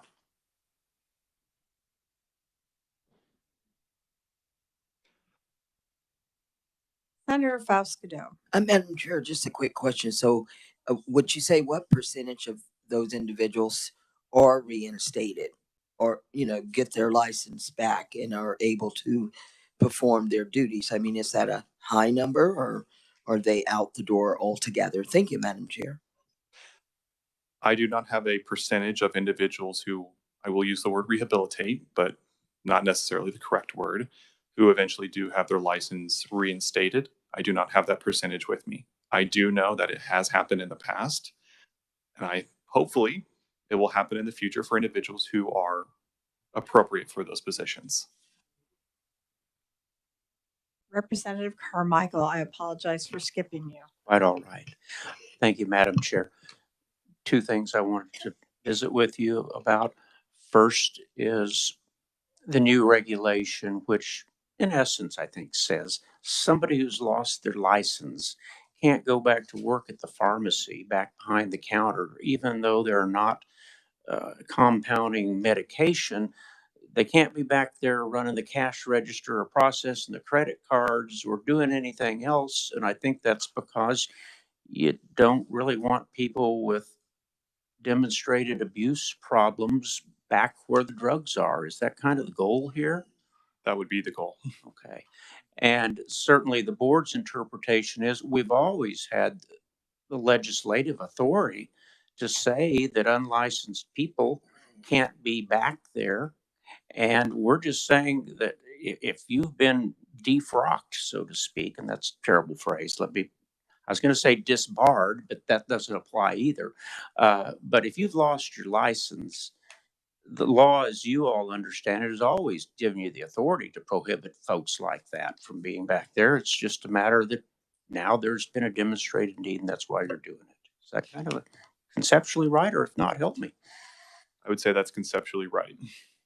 And on the second matter, remote practice of pharmacy in limited circumstances pursuant to a reg, if instead of doing this now, the pharmacy board was to decide, we're going to wait until the legislature passes specific laws that authorize this, even though we already have the authority to do it, what would be the impact on the practice of pharmacy as far as people who have been and probably want to continue to practice remotely and the economies for everybody that arise out of that? In other words, if there's no reg, can people just keep on doing it? I could speculate, but I think that you and I know that I shouldn't speculate. Right. I see somebody who claims expertise, Madam Chair, with your permission. Yes, Madam Chair, with your permission, I'd be happy to speak on this. Thank you. Please introduce yourself. Yes, I'm Alexandra Blasi. I'm the Executive Director. Thank you so much for hearing these regulations today. Bradford is a newer attorney with our office, and he's done an excellent job this morning, but I think I can provide some additional context. To your questions, Representative Carmichael, and some of the other concerns that have been raised related to the remote work regulation in particular. It really all ties back to this concept that has been in statute for a very long time called direct supervision. And ultimately, it all stems from that. So a pharmacist in any pharmacy has the responsibility to directly supervise all pharmacy personnel. The pharmacist in charge even has the responsibility to supervise other pharmacists within the pharmacy. And so up until the public health emergency, that had always been um, identified as being an in-person direct supervision. So you cannot supervise someone that is in another room. You cannot supervise someone that's in another area of the hospital pharmacy or anything like that. Obviously, during the public health emergency, that did create some significant barriers. And to ensure the continued flow of healthcare, the board did make certain concessions and allowances to enable facilities that had demonstrated good compliance to be able to flex a little bit to accommodate the needs and make sure everyone was healthy and safe during that time. Essentially, this is looking to codify in regulation those allowances that have been successful and as demonstrated over the last couple of years. But it ultimately does tie back to that definition of direct supervision. And so what the board is attempting to do here is just to clarify that direct supervision does encompass remote supervision of certain activities. And so essentially, there are lots of pharmacies that are utilizing this. The board has not been tracking it, so I can't give you exact statistics, but in particular, there's a large mail order pharmacy in the Kansas City area that does employ hundreds of personnel and have been leveraging this type of technology, that has been proven. Obviously, a lot of us are working remotely to be able to do certain activities within limits for a considerable period of time, and those pharmacies are looking to continue this. So this not continuing it would be a substantial disruption for them. If I may, Madam Chair, and I appreciate the additional historical background. When I first saw this regulation, I envisioned that pharmacists would be taking home 500 pill bottles of Lortab and sacks and bottles and sitting on their kitchen counter and counting pills and packaging medication, deliver it back to the store, and people would pick it up. And I thought that wasn't probably a very good idea. But as I understand it, that's not allowed under this regulation. You're correct. That would be prohibited. What types of things are allowed? Can you give me some examples of the kinds of pharmacy services that would be permitted if this regulation is adopted? Yes, absolutely. So if you look on page 4 and 5, I believe, of the regulation, or excuse me, 5 and 6, there are actually two lists, and it includes I'm trying to find the exact location of it so I can point you to it. Page 5, C, remote practice of pharmacy. Sub 1 is what's not allowed. Yes. Sub 2, I think, is what is allowed. That's correct. So I was hoping you could explain for us what. I can to some degree. I am not a pharmacist, but I will do my best. So yes, we're essentially listing. So for pharmacists, we have made an exclusionary list of things that the pharmacist cannot do. So for example, taking drugs home, handling any actual drug or device owned by the pharmacy, that would be prohibited. Doing any kind of packaging or repackaging of drugs, again, that would be the physical, tangible holding of and possessing of those medications.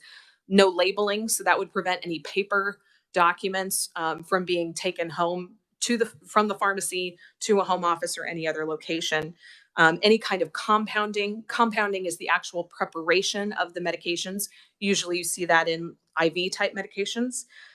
The actual act of dispensing itself, so handing the drug to the patient or conducting any kind of final verification. So that, as Bradford referenced, is that last check where the pharmacist is required to verify both the prescription and the actual dispensation and fill that has occurred to ensure that the correct medication is there. So that's still, all those things by the pharmacist still have to be done at the location of the pharmacy and no other location.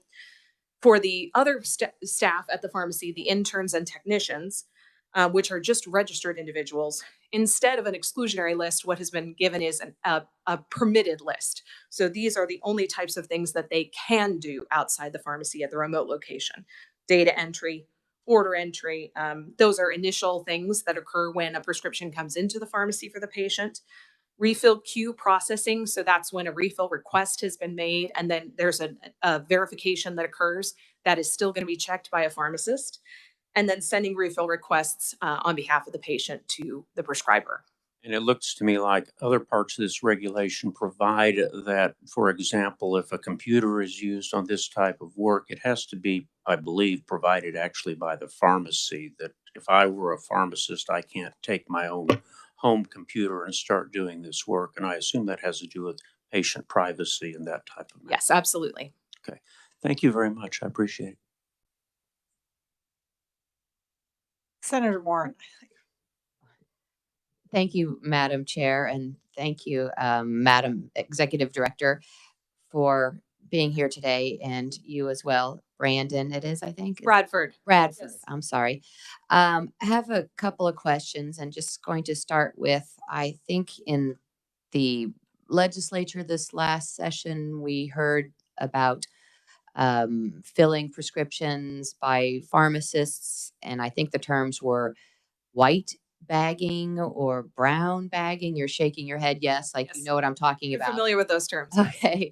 Could you clarify for me and those following along, watching our hearing today, what those terms mean and the difference between each of them? And then I have a follow-up question. I can do my best, and I will clarify that that is not related to these regulations at all. But yes, white bagging and brown bagging are really, I don't know where the iteration of the terms comes from.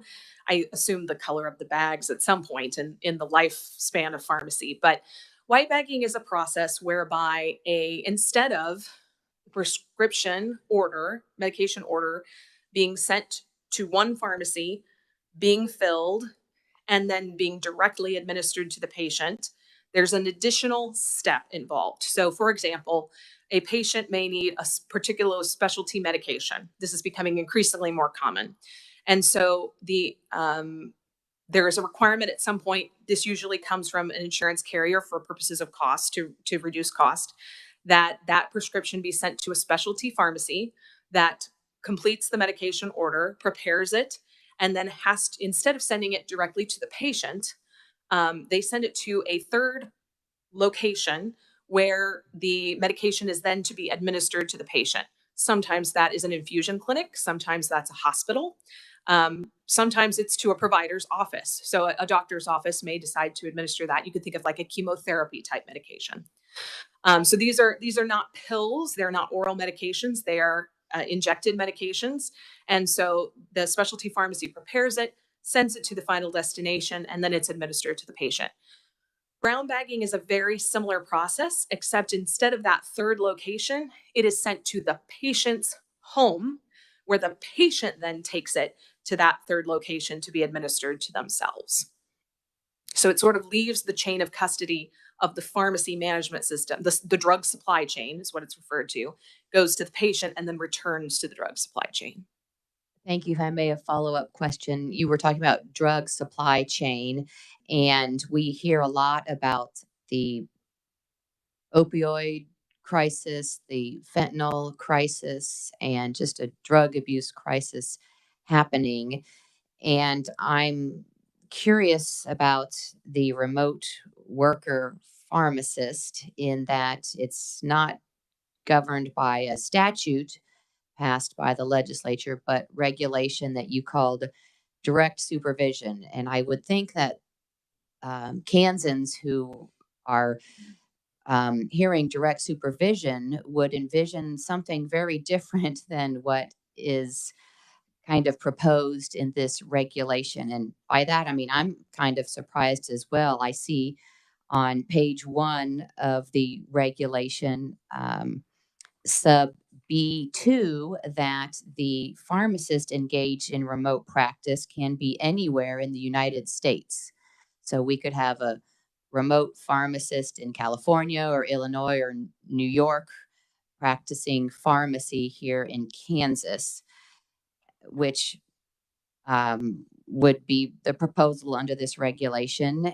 And the regulation also requires on page 2, under sub B5, B6, that each pharmacy owner and remote worker engaged in the remote practice of pharmacy shall ensure the following. And the first thing is that each remote practice area is free from third-party interference or observation. So how does a pharmacy owner ensure that the pharmacist working remotely in California or Illinois, in New York, is actually practicing in a remote practice area free from third-party interference or observation, which I'm assuming the requirement is in place so we don't have HIPAA problems? Right. Yes. And I would say this is very consistent. We looked at other states' language. We looked at even our own state requirements for what's expected out of a home office. We looked at private industry, any language we Well, could now, come a up home with to office focus on that. for non-medical purposes is different than a pharmacist who's looking at your prescription records and things like that. So the remote direct supervisor, they visit these locations in California and Illinois They and New could, York? yes, absolutely. And there's a reservation to allow for that if the employer wants to or needs to actually physically visit the location and inspect it. They can also do that via a video device. You can inspect the area. I think the key, so I mean, just to provide a personal example, some individuals in our office have access to CGIS information for purposes of running background checks on individuals. So the standards for that are quite high. They actually come from the federal government in terms of what can be reviewed and accessed and the type of location and security involved. The expectations would be very similar here. So it is a high threshold, but it's certainly one that most healthcare systems can meet because of the level of technology on those devices. Thank you. However, there's no secure, 100% sure way to always guarantee that the remote pharmacist is in fact working free of observation from a third party or interference. Is that right? I would argue that that's true in the pharmacy as well. I mean, there can always be prying eyes or attempts to access that information. We're asking for them to do their due diligence in terms of that expectation. And of course, if any violation were to occur, then that would be met with an investigation from the board. Certainly harder to detect a violation, though, if you're in a state that's not, well, if you're more than 50 miles away from the pharmacy and if you're far away in Alaska doing this or something. So it would be prone, I would think, to more observation by those who shouldn't be having access to the records. And one other point I would like to follow up on, Madam Chair, is that in the authority that the agency is talking about, the board is talking about on page 2 of the packet for this regulation, it references that this regulation codifies allowances made during the public health emergency. Well, we're no longer under that public health emergency, and the legislature specifically acted during the public health emergency because circumstances were certainly different during those times than they are today. So I'm surprised that though we are no longer in a declared public health emergency, the board is taking upon itself to expand and, like the board has said, codify regulations that have not been authorized by the legislature. The legislature looked at expanding the authority of advanced practice registered nurses. That came through the through the legislature, as well as CRNAs. So it is a topic that the legislature looks at often and has some familiarity with about whether we want to expand the scope of our healthcare professionals. So think it's kind of I'm surprised about this regulation that we're not hearing about it in the legislature through a bill. So that would be my suggestion. Thank you, Madam Chair. I think that seems to be a fairly regular theme in this committee, that agencies have overtaken the legislative process, and it's wrong, and you shouldn't be doing it. And I'd like to see you change that. Representative Penn. Thank you, Madam Chair. And thank you to Madam Vice Chairman. You stole quite a bit of my thunder. That's all right. But apparently we all have the exact same lens. And I just want to ask you a few quick questions, Madam Executive Director. You've done a great job, as well as Brandon behind you. Bradford. Is it Bradford? There we are. You said Brandon. Here's a quick question. Are we under, as you know, are we still under COVID protocols or anything like that? State of emergency? There are still federal allowances under the Federal PrEP Act, yes. Okay.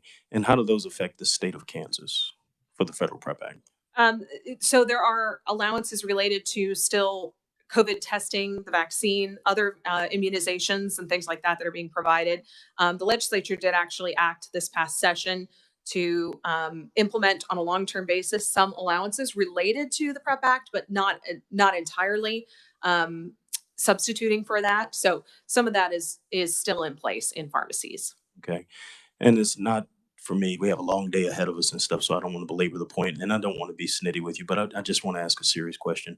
Why don't you trust the legislature to handle this if we've done it, as you just said, this past session, and when we came back in for a special session dealing with COVID and everything? Do you not like the results that the legislature can provide when they take this stuff up for consideration as the elected representatives of the people for something that affects the people that we serve? Representative, I don't think, I think that is asking a question that doesn't necessarily address the issue here. So the board reviewed the statutory structure as it stands now.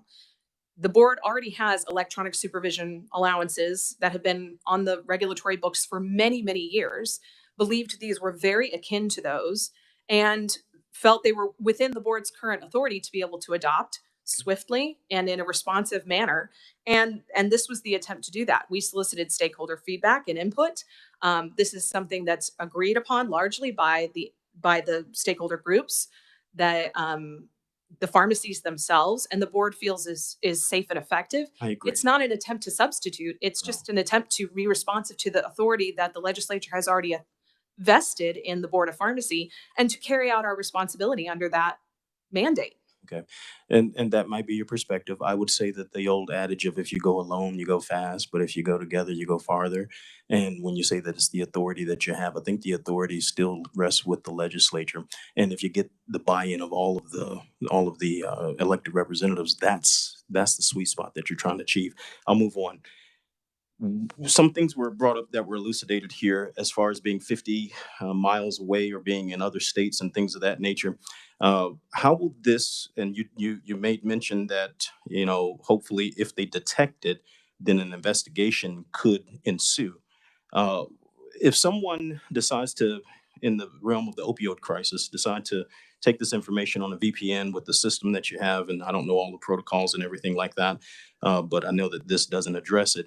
And they were going to do something nefarious. I think the previous speaker was talking about that these were individuals, who might be under investigation or might have done something that was incorrect. If someone wanted to sign off on or make an order doing remote pharmacy for marijuana, for someone who says that they have cataracts, and you have no way of validating that from Alaska, how do you detect that this isn't going to open the door for opioid overdose use, fentanyl crises going exponentially worse, or marijuana coming into the state of Kansas through the authorities that you think you have as promulgated here? Representative, there's no dispensing of marijuana allowed in pharmacies. It's an illegal substance, so that would obviously be a tremendous violation of criminal law. It has actually nothing to do. There's no dispensing of marijuana out of pharmacies? That's correct, sir. Okay. In the state of Kansas, that's correct. Okay. If you are aware of something other than that, we'd be happy to receive that complaint and work with law enforcement. Wasn't your agency, but we were briefed by KDHE and Fed and State 2 years ago when we actually took up medical marijuana bill, the processes by which they can currently get a script right now from a doctor to validate them having marijuana. It's not recreational. No, sir, that's not true in the state of Kansas. There are certain prescription medications that are FDA approved that may have some of that substance in them I'd be very clear, they're name brand drugs. They would be lawfully dispensed in the state of Kansas under the Controlled Substance Act. But no, there's no dispensing That's to marijuana. which I'm referring, indeed. That lawful prescriptions? The lawful prescription, if someone were to That's do a, this remote pharmacy piece, I'm trying to understand here. right. If someone wanted to take the power that you've given them and under the lawful prescription act that you're talking about, they wanted to give it to their friend, is there a way for you to detect that? I'm not sure I'm following you. There's nothing in this remote regulation that allows a pharmacist to do anything more than what they can do today. It only affects the location that they're in when they perform that task. We are not expanding the practice of pharmacy, like the practice itself at all in this regulation. All of these things are codified under 65-1626A as the practice of pharmacy defined by the legislature. So that would not change in any way under this regulation. And if a pharmacist, if I'm understanding you correctly, and a pharmacist is dispensing a medication and just giving it to someone that is not the patient, that would be highly illegal and absolutely would result in a violation of the Practice Act. I suppose if they wanted to do that, they could do that now in a pharmacy. We do have pharmacists that, of course, are bad actors and behave inappropriately. Discipline is taken against them, and there are lots of record systems to support that investigation. Do you have that same visibility and control over what you're proposing here with the Remote Pharmacist Act? Absolutely, because they would still be using that same central system of the pharmacy. They would not be using any system outside of that. If they were, again, that wouldn't be any different than what they could do today. As a bad actor, there are always going to be loopholes people could choose to exploit that would be highly illegal. So that, I can't stop that from happening. We can take action as a result of that and do our appropriate investigation and take appropriate discipline within the authority vested on us by the legislature. Okay. Well, I thank you for that, but it goes back to what I said. This is an honor-based system, and like you said, that would be highly illegal, hence the criminal code, because people do illegal stuff. So I don't see in here how you have, number one, the authority to push this, but number two, the control and the handle on it to make sure that it doesn't go haywire. So I would not be in support of this, Madam Chair. Thank you. Representative, if I may be responsive to that, I think this is maybe the second or third time I've been before this body and this question has been raised, not necessarily to the Board of Pharmacy, but to other agencies. I would ask that the Attorney General's office provide some guidance on this then, because my understanding of the regulatory, the administrative rulemaking process in the state is that the board is to receive an approval from the Attorney General's office based on the authority set forth that we outline in the history section at the end of each regulation. So if the committee's opinion is that this regulation is not within the board's authority and the Attorney General's office is telling us that it is, that's very confusing to an agency to understand where the bounds are. If we had not received approval from the Attorney General's office, obviously we would have sought an additional avenue with the legislature or an appropriate body to voice this with. But because the Attorney General's office is providing the approvals, it's the board's understanding that it does have the authority to adopt the regulation. So I'm just asking for some clarity between these two bodies about that process. Yeah, absolutely. And Madam Chair, may I rejoin? Did you approach the Attorney General for that opine before you came here today? Do you have it with you? Yes, that's why it's double stamped. It says approved, Attorney General, July 10th, 2023. Okay. And then again, it goes back to the question that I asked you before that you did not answer. Why don't you trust the legislature to do it? Sir, I'm just following the directive that the legislature has given to me, or excuse me, not even to me, to the Board of Pharmacy. I thought that the legislature had entrusted the Board of Pharmacy with certain responsibilities and obligations. We are merely trying to fulfill that. So I guess my point is the trust goes both ways. If we're out of the COVID emergency and you're codifying the activities that you expanded in emergency status, but you're no longer in emergency status, where's the emergency to justify the expanded codified status? This is not because of an emergency now. We have found these to be effective and efficient. And pharmacies are wanting this option for their workers because there's a shortage of healthcare workers, just like there's a shortage of everyone else. And so we're trying to be responsive to that and provide an opportunity within appropriate public health safety guardrails to do just that. If this body is saying then that they don't believe remote work is appropriate, then certainly that can be taken up at a legislative body on later on, but Well, madam, I don't speak for the body, but I will speak for myself. What I'm saying is that the circumstances have changed. We're no longer under a COVID emergency. Therefore, the authorizations that you've had internally have changed. And I don't see that there's a reason for you to have this particular expanded power. Now, I would also say that it should be duly deliberated and considered with all of the evidence that you say that you have in front of a committee, the appropriate committee, and brought out for the legislature to actually take it to the floor, send out the vote, as we have done time and time again. That's all. Thank you. And let me just clarify, the stamp from the Attorney General means it's not constitutionally incorrect, I believe, or it's something to that effect. So anyway, Representative Carmichael. Thank you, Madam Chair. We've been through this multiple times. I think there are three different things that approval by the Attorney General reflects, and I see legislative research, the revisor's office hard at work. We've been told in the past, it's number one, it doesn't conflict with the Constitution. Number two, it doesn't conflict with statutory law. And number three, it doesn't conflict with court interpretations, existing court precedents. Does the revisor have, perhaps with the chair's permission, the statute nearby? Thank you, Madam Chair. Jenna Moyer, Office of Revisor Statutes. I'm reading through the statute to get you the correct subsection, but it is in KSA 77-420 that outlines the approval of regulations by the Secretary of Administration and the Attorney General. And would it be possible for the revisor to share with us the relevant portions of the statute? I believe somewhere in there does not exceed the statutory authority that was granted by the legislature is in that statute as well. While the revisor is looking with the chair's permission, I might turn to the second question that I had, and then we can come back and get it clearly explained what the law provides. Thank you, Madam Chair.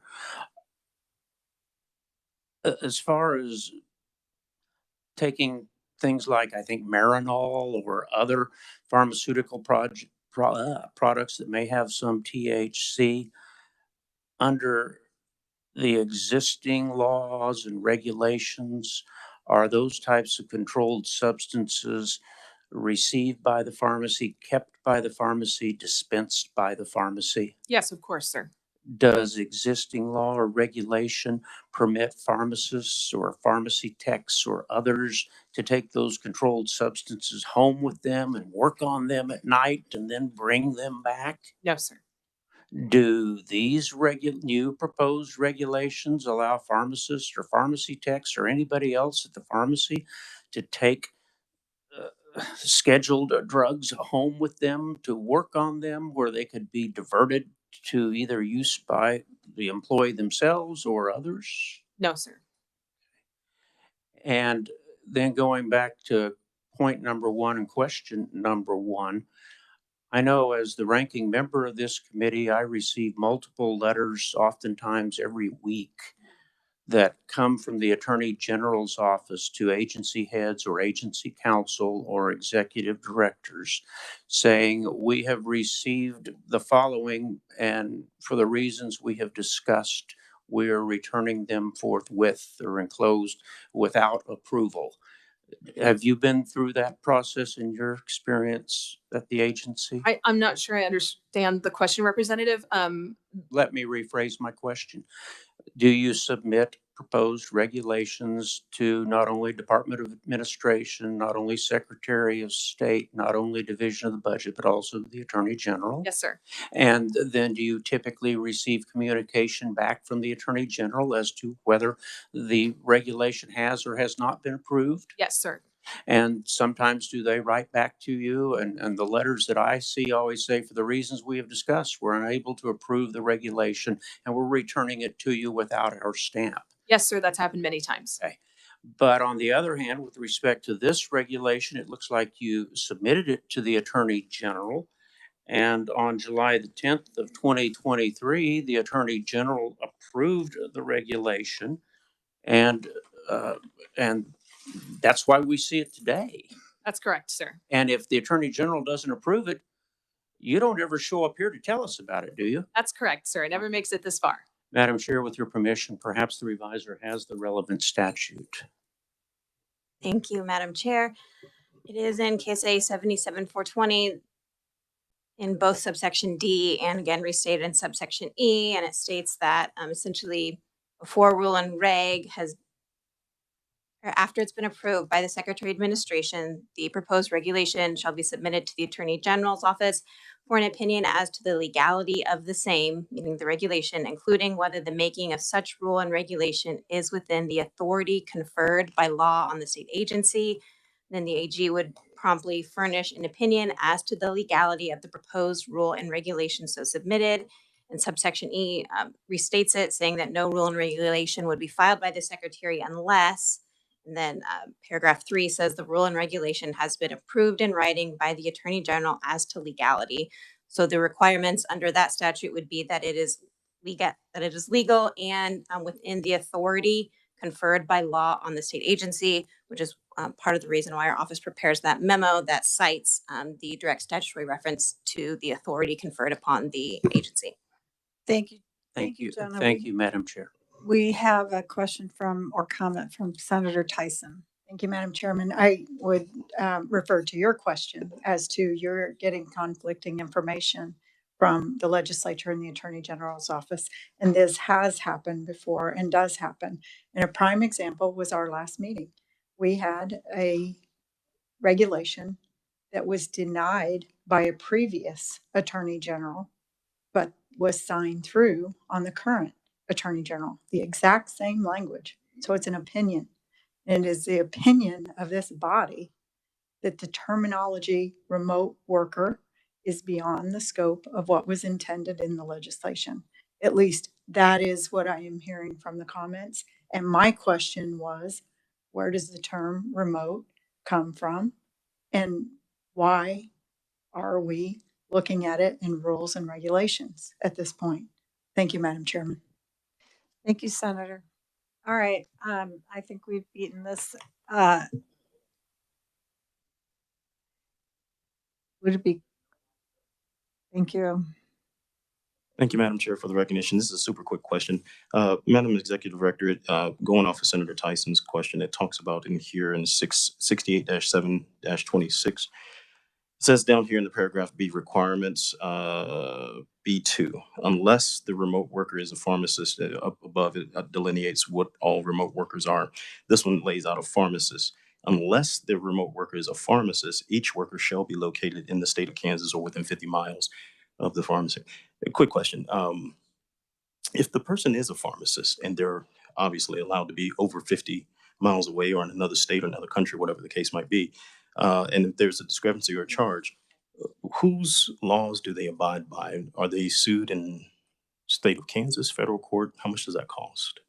Yes, the board would have jurisdiction over those individuals. The malpractice and those kinds of things are outside of the scope of the Board of Pharmacy, so I wouldn't have any awareness of that particular vein for the patient. I will say that the pharmacist, if they are practicing in another state, they would need to have a reciprocal license in that state where they're practicing. So that jurisdiction may also have some control over them. We have a lot of pharmacists in the United States that have reciprocal licenses and are licensed in multiple states, many that are licensed in all 50. And they would need to be within the United States, Representative Penn. Okay, thank you. Madam Chair, we do have 2 more regulations, but I think they're very brief. I'll turn this back over to Bradford very quickly. Madam Chair, the last 2 regulations we'll be covering today are revocations. Okay. I can find my place in my notes. And I will address these both in tandem as they are quite frankly handled very similarly. KAR 68-2023 and KAR 68-2031 both temporarily scheduled a drug in the Controlled Substance Act allowed for by the Kansas Authority for Emergency Powers. These both happened many, many years ago. In our opinion, they have lost their effect because they were only supposed to last for a period of essentially 1 year, July 1st. And so we were revoking them as a matter of law to clear up our law books and ensure that our regulations do not become burdensome or confusing by including a reference for an individual who may not understand that. So we were revoking them as a matter of law. I hope there's... That's always good news to this committee. Kansas is a greatly regulated state. We need to get rid of a few more. Any questions? Thank you for being here. I'm sure you don't want to come back. Just for anyone who's listening, we're going to go ahead with the emergency medical people, and then we'll go to lunch after that. So our afternoon will be pushed forward a little bit. So I will announce that when we're done with EMS. I'm not sure that we're going to put you, Mud, in the hot seat.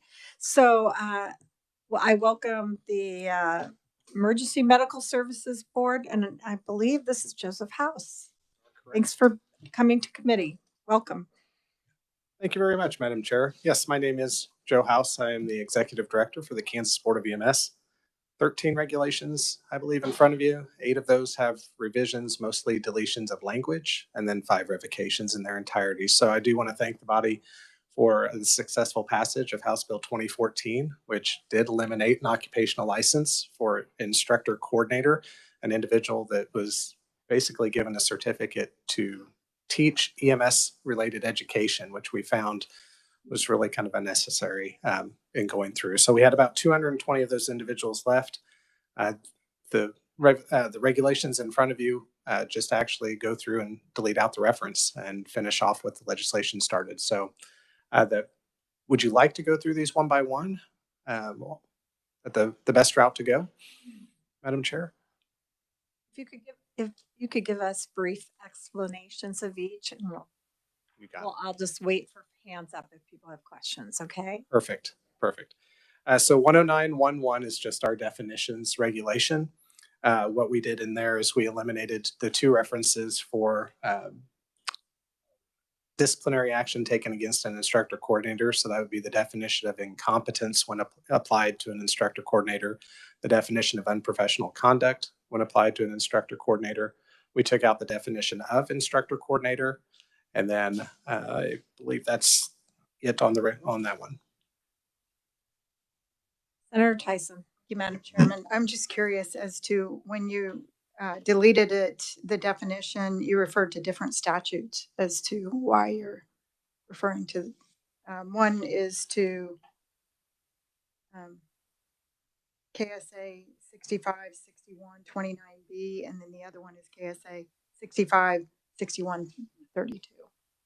As to why you're changing that number. Yeah, so KSA 656129B was the law that was rescinded within House Bill 2014. That granted us the ability to issue that occupational license.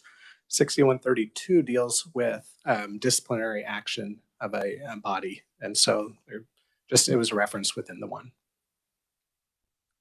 Incompetence 6132 is on part of an operator when we take away an operator's permit or license. So, All right, please continue. All right. Moving on to KR 10951, continuing education. This we had kind of a stylistic change, I think, was within the Secretary of State's, the Secretary of Administration's office as they're going through, where we've actually spell out EMS, we spell out CAPC, what those 2 terms mean, and then we delete the reference to instructor coordinator. Okay, you may continue. KR 10951E is a revocation. It is the continuing education requirements for the instructor coordinator, which is no longer necessary. Okay, continue, please. All right. KR 10962 is the renewal of the EMS provider and instructor coordinator certificates. This removes the reference of instructor coordinator from that and leaves it as just the renewal of an EMS provider certificate. Okay, looks good. KR 10971 is our schedule of fees. It just eliminates the fee structure that we had for that application. Senator Fausto. Thank you, Madam Chair. So Joe, so then it's just one fee that they pay? Correct. If they are solely an EMS provider, just the one fee. We did have instructor coordinators that were not EMS providers. If the school chooses to have them as an instructor, the responsibility falls on the school to ensure that they have proper individuals instructing. Okay. You may continue. KR 10981 deals with the examination, and this just eliminates the two types of examinations we had for the instructor coordinator. You may continue. 10991 is a revocation. It deals with the application process for gaining an instructor coordinator certificate. All right.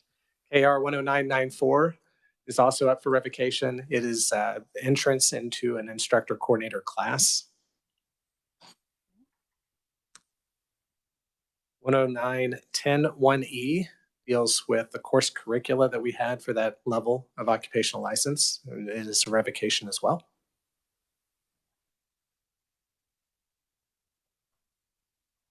KR 109-10-4 deals with student transfers. In this one, we couldn't just eliminate the term instructor coordinator. There is still an individual responsible for the conducting that course. That's the primary instructor. So in this regulation, we changed that term instructor coordinator to primary instructor. Representative Carmichael. Thank you. Just real quickly, if I went back to the definitions or the statute somewhere, would I find primary instructor defined somewhere? You would. It's in KR 10911. And it's here previously. I just didn't want to look it up. Thank you. All right. You may continue. All right. KR 109-11-7 deals with, it's a proposed revocation as well, and it deals with the course approval process for that instructor coordinator course. All right. KR 109-11-8 deals with successful completion of course instruction, where we again had some of those changes to spell out what acronyms were in there that we were asked to do. And then it just eliminates the reference to instructor coordinator. Senator Fausto. Thank you, Madam Chair. Joe, spelling out the name. So then is it optional to use the acronym or so what must one say? The full or so a medical emergency service or EMS? What would they be required with this change? So this is simply a stylistic change from the Secretary of Administration or the Department of Administration within their office. Before we used to define the term in our definitions regulation. That was good enough. If we had EMT means emergency medical technician, we could use it throughout our entire group of regulations as such. They've asked that each now article of regulation that we have, if we use that acronym, we spell it out at least the first time it appears within the article. Which is good stylistically for English. Okay, you may continue. All right, I believe my last one is 109-16-1. In this one, we had some other cleanup from previous legislation where we did change the term attendant to EMS provider. So we eliminated that change, made that change to EMS provider, but then also eliminated the references to instructor coordinator and another occupational license that we took out, the training officer, was about 4 years ago, but just remove those from here. Okay, in this 109-16-1, where is EMS? I know you put down the board of EMS. Was that the first time in that? It was, and it didn't get caught on this one. Yeah, okay. Which I think that would be a really good idea. Are there any other questions or comments? One, Representative Penn. Thank you, Madam Chair. Sir, thank you for coming today. With any of these changes, stylistic or otherwise, I see that there are titles that are stricken, right? consolidated or reworded? Are you losing any value by getting rid of those offices or those roles in any of the training, in any of the regulation, in any of the conduct of the duties? And that's a great question because that's obviously our board's concern in going through this. So when we looked at the removal of that occupational license, we asked ourselves what would happen if we took the certificate away. What we found out is that it wouldn't actually change a thing going through. It would still allow these individuals to come in and instruct, to teach. And so actually the onus being placed upon the institution or the organization providing the training actually has stronger teeth to ensure that there's proper instruction going on than if we required an occupational license. All right. Oh my gosh. I think you're done, except for you do need to make that change. You've got it. Absolutely. All right. Thank you. Well, thank you for being here. Committee, we will come back from lunch now at 1:20, and we'll push everyone in the afternoon back 20 minutes. And I hope everyone's listening and not too upset. Oh, we're moving it up? Oh, okay. I'm not looking at that. I thought we were just gone an hour. So that's an hour and a half. Okay. We're going up to 1:50. I apologize. Yes, Senator Francisco. Thank you. For those of us who actually even called legislative research and were told the meeting started at 9 and have already spent more time than we had planned, could we just go ahead and meet at 1:30 and keep to this same schedule? Madam Chair, for those of us who had scheduled meetings at lunch today, we still need to have those meetings because I thought we had 90 minutes for a meeting and I was also here at 9 a.m., but you know. We would have assumed that we had to be back by 1:30. Right, but Well, I think we're now being told we're going to try the 1:50. So I apologize for any changes and thank you for helping. We will recess for that 1.5 hours. We'll be back at 1:50.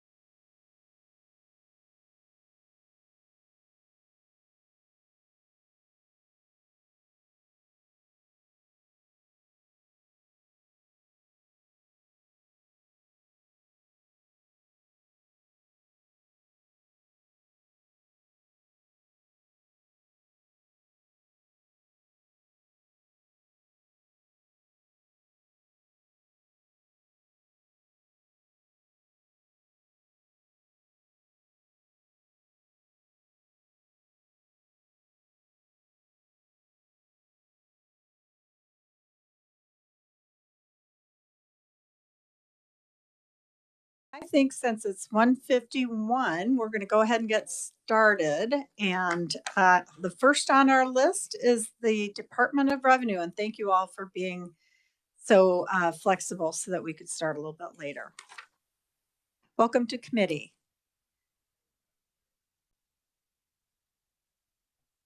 How it is. I think it was, he'll check. How about now? Yes, there you go. Good afternoon, Madam Chair, committee members.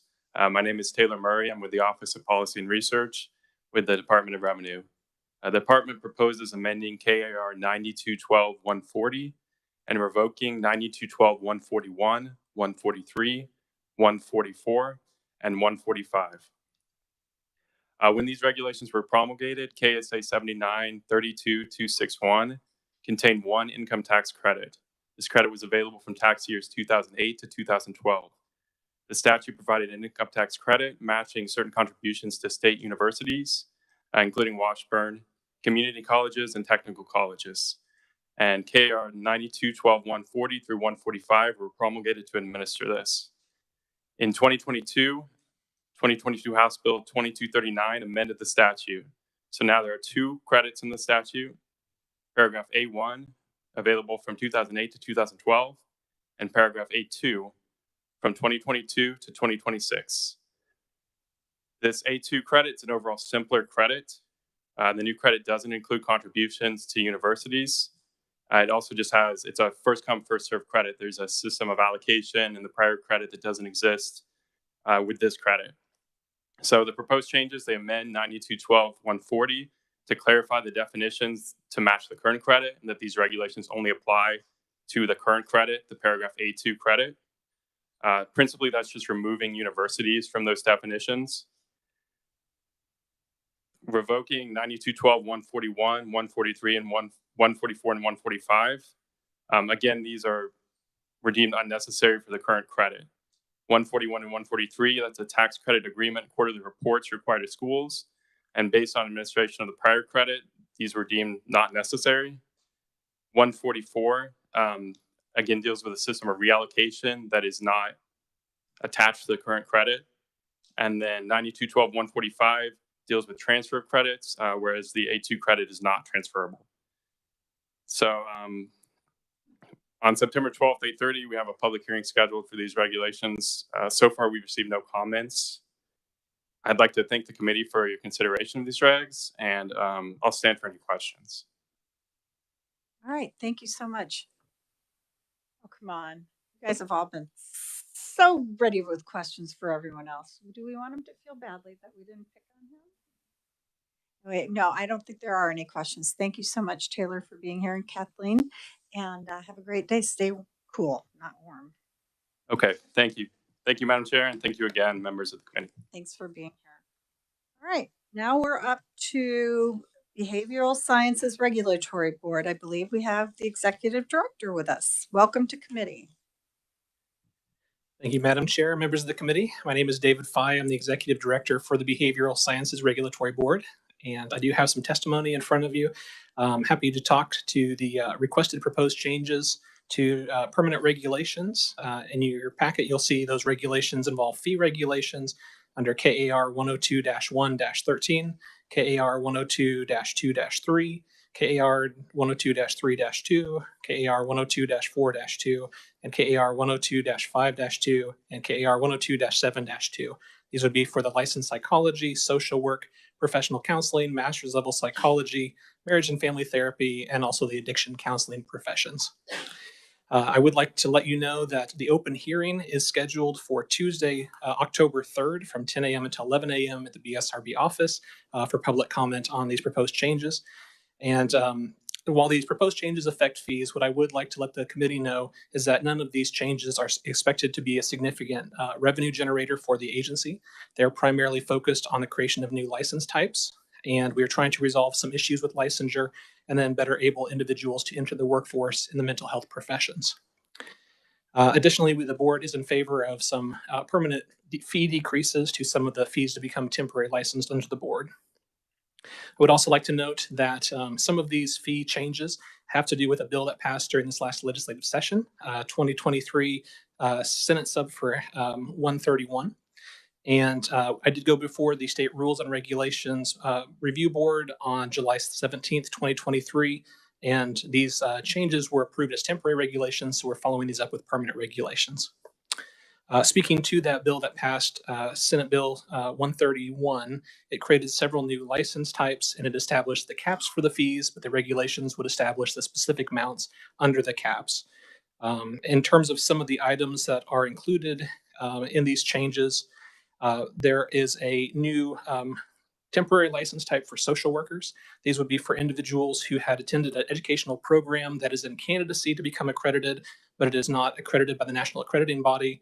Under these changes, they would be able to take the licensing examination, and if they pass that test and pay the appropriate fee, they would be able to get a temporary candidacy social work license and be able to practice until their program becomes accredited.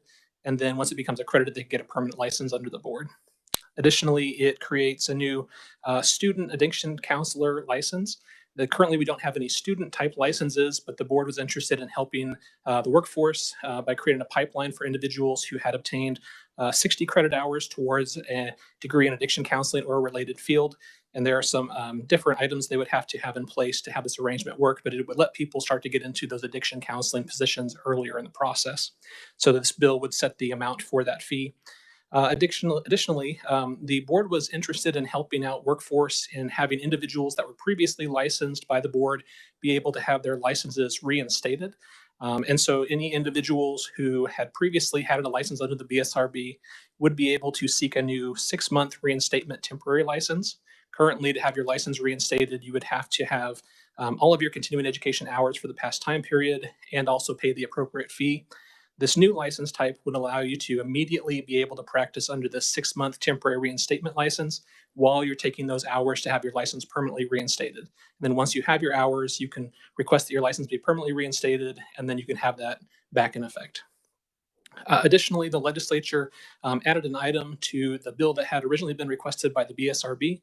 This creates a new community-based license for several professions under the board. This is an alternative to an existing temporary license, and it would allow individuals to practice for up to 2 years who work at certain types of facilities such as community mental health centers, psychiatric residential treatment facilities, and other types of facilities approved in statute. Further, these changes also I mentioned the board is interested in workforce issues. And so one other item in terms of individuals wishing to reinstate their licenses. So for those individuals who have been out of the profession for at least a year, they would be able to come back for half the cost that currently it takes to reinstate your license. So for those individuals who had taken time off because of their own health or someone close to them or had professional burnout, one reason or another, if you'd been out of your profession for at least a year and wish to reinstate your license, the cost to do that would now be half of what it currently is for individuals who would normally reinstate their license. Additionally, the legislature added language to the bill for the board to develop an expedited application process, and that is to be defined and determined in rules and regulations by the board. And so the board is working on defining that process, and this would set the appropriate fee for that expedited application process. Additionally, the profession of licensed psychology was added to a multi-state compact a couple of years ago called SIPAC. And for individuals who practice under SIPAC authority, they would be able to apply to the SIPAC Commission and be able to get the authority to practice telehealth in other compact states, or be able to apply for a ability to practice up to 30 days in those states that are part of the compact. To be part of this compact and to practice under those compact privileges, the commission charges the state of Kansas, and in effect the BSRB, $10 per year per person. And so in order to recoup some of this cost, the board has put in a $25 cost that primarily would recoup the $10 annual fee that's charged to the BSRB.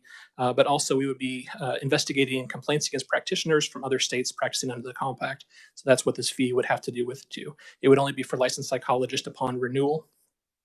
Additionally, 2 of the professions under the BSRB have board-approved supervisors, and currently we have the authority to charge a fee that's in statute, but the amount for that fee has not been set. So this would set that fee at $20. It would not affect individuals who are already board-approved supervisors. It would just be for new individuals. It would be a one-time fee of $20. And then I mentioned the board was supportive of lowering fees. So back in January of this year, the board voted to lower temporary license fees for the different professions to bring them all down to $50 each. And so for different professions, it has a differing amount of the lowering of that fee, but ultimately they would all be $50 based on these amounts. So with that, I do have all the regulations in front of you. There are 6 different sets, but primarily the changes I talked about are consistent between professions. The psychology, that SciPact fee is exclusive to licensed psychology. The board approved supervisor fee is exclusive to professional counseling and marriage and family therapy. And then for the community-based licenses, there's about 6 different license types that would apply for that. And so if you'd like, I can go regulation set by regulation set, but those fees are going to be kind of repetitive. And so I'll just look for direction if you'd like me to walk through those. All right. Senator Falscadeau. Thank you, Madam Chair. And so thank you for your presentation. And for those who are listening in, would you please actually say what BSRB is for the listeners? Sure. That is the Behavioral Sciences Regulatory Board. Okay. And Madam Chair, if I may, so the licensure that you spoke of the legislation we passed this session regarding the licensure, is that only, or let me ask it like this, does it include veterans, and do they pay a different fee to help them get employment, or is it the same fee across the board for citizens and veterans? Thank you. So I believe in the bill language, under the new language that has an expedited license application process, there is language that would allow veterans to apply for that process without a fee. So there is new language about that. Currently, veterans would, if they were applying for reciprocity, if they were already licensed in one state and moving to Kansas, and so they would have an expedited license time period, but their fee would be the same as it currently is.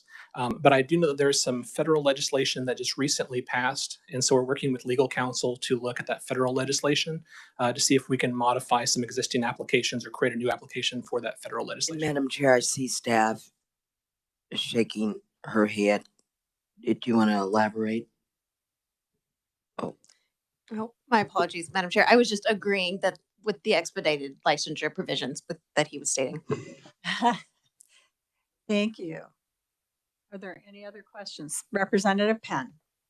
Thank you, Madam Chair. Thank you, sir, for giving us this explanation. I really appreciate what you brought here today. Is there any thought or anything in the proposed guidance that has any of these folks who come back into the workforce on this expedited licensure path, right? And I appreciate that. But actually deploying them across Kansas to some of the underserved communities, rural or whatever the case might be, or will they all come back in, get their license at a cut rate in an expedited fashion, and then basically coagulate in some of the metro areas where the pay is better?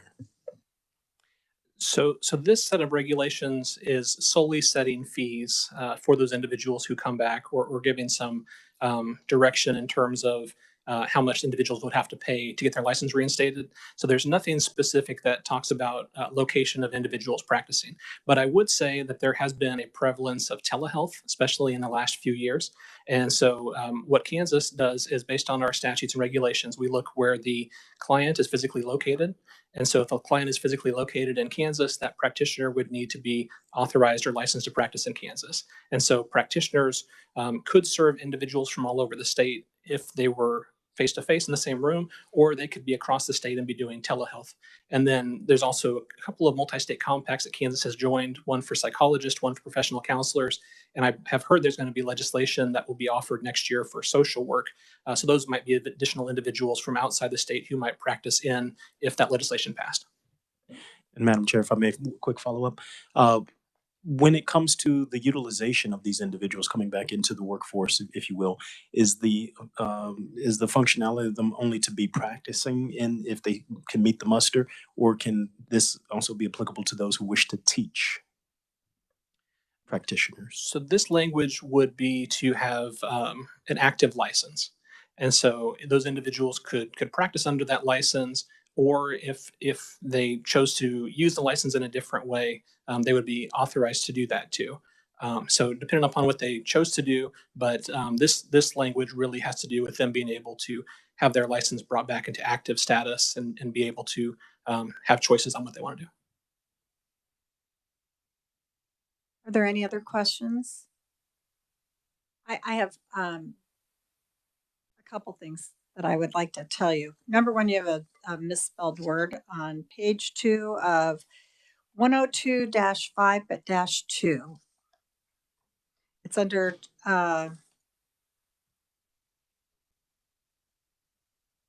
number 2 on that page. Licensee is spelled wrong.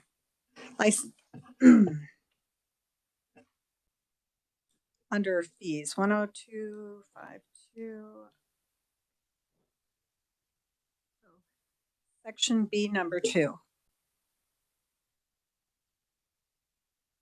You are correct. Thank you for pointing that out. I apologize for that. We will submit that as a post-hearing request for modification. I think that sounds like a great idea. Okay.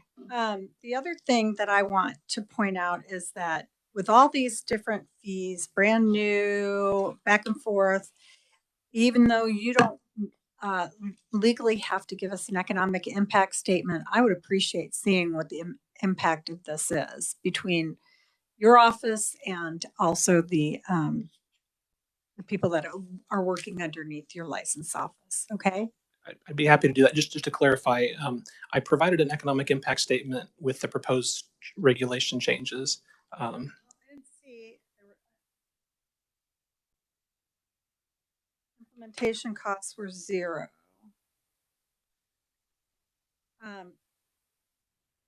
I think there's a lot of misinformation, so I'd like to have more detailed information about that as well. Sure. No, I had submitted about a 5-page, maybe 7-page economic impact statement with a revenue estimate or a decrease in revenue estimate. I think if you had put it all together of the total economic impact and the rest of us, instead of seeing there's no annual implementation and compliance costs on one page, and the next page you have to start adding. How many do you have here? 10. So I would appreciate that. I understand. Right? And I think you'll probably appreciate that you won't have to see me and talk to me as much this year as that you have in the last 2 years. Let's hope, right? I appreciate it, and I will get that for you and provide it back to the committee. I appreciate that. Representative Carmichael. Thank you, Madam Chair, and I appreciate you calling the financial impact statement to my attention. Maybe I'm not tracking right. Yeah, well, for example, let me get the microphone where I can be heard. Yeah. Well, okay, what I see here in section 1 of your economic impact statement, and it looks like it's combined for all the regulations. There's a list of what these fees are from and to, it looks like. Okay. And it continues on over. And then if I get over to the 3rd page, the compliance costs that are expected to be incurred or passed along to businesses, governments, etc. Then it says there's no cost at all to any of this.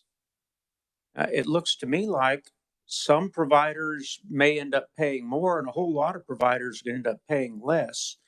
So you got to help me with why it is when we see cost to affected business or members of the public, it's not applicable. There's something going on here with the statute that you're reading that I don't recall. So can you explain to me why you think it's not applicable to give us these sorts of totals? No, some people come in, they number of practitioners times $50 more a license, that's $18,000. Help me with how you all did this. Sure, and I apologize for that confusion. Under F, I put not applicable for the businesses and governmental units because these are specific fees that would be to individuals practicing. And so I apologize for the members of the public. That should be taking into consideration the items that are on the following page. The following page, I have a breakout of the basically 9 different types. And for each of those, I kind of went through an estimate. And so I should have, one of the issues is some of these are brand new and we don't know what kind of impact those are going to have. So taking them all together, I think is going to be really challenging. So for the ones that I could calculate, I try to provide an estimate of the decrease or the increase, but there are like 3 or 4 that are going to be brand new and we just don't know how much that's going to bring in or how it's going to affect us. When I first read your proposed regulations a few days ago and then tried to read them again last night before I fell asleep, I kind of made the preliminary conclusion that maybe the net financial impact might be to save overall your licensees money. Do you know whether overall you're anticipating they're going to end up collectively saving money, even if some go up and some go down? Are you expecting this to be a revenue neutral transaction for the agency, for example? So I think one of the largest unknowns in that is the new expedited license. That's $50 extra or $100 extra. Mhm. And so I had a calculation there if we had a 5% uptick on that or a 10% uptick. I think if you took that one out, I think it probably could be about a neutral because there's about a 9,000 decrease for the temporary licenses being lowered. And then some of them, like the community-based licenses are kind of an alternative to a traditional temporary license. So there's really no change there. So I think it probably will be roughly neutral without knowing that expedited license, those individuals who might want to pursue that. And I appreciate that explanation. And I didn't mean to pick out your regulations as being particularly sedating. I found all of them are a good substitute for Ambien. Thank you. Well, and Madam Chair, if I could add one thing. So I know that there has been questions before based on our fees, and we realize that we're bringing 6 set of fees regulations to you. One thing we want to be mindful of is making sure that we have enough revenue for the staff time that is going through all these new processes. But based on a lot of these items that are new, with the bill that passed this session, we received authority to hire 2 new staff members to help out with licensing responsibilities.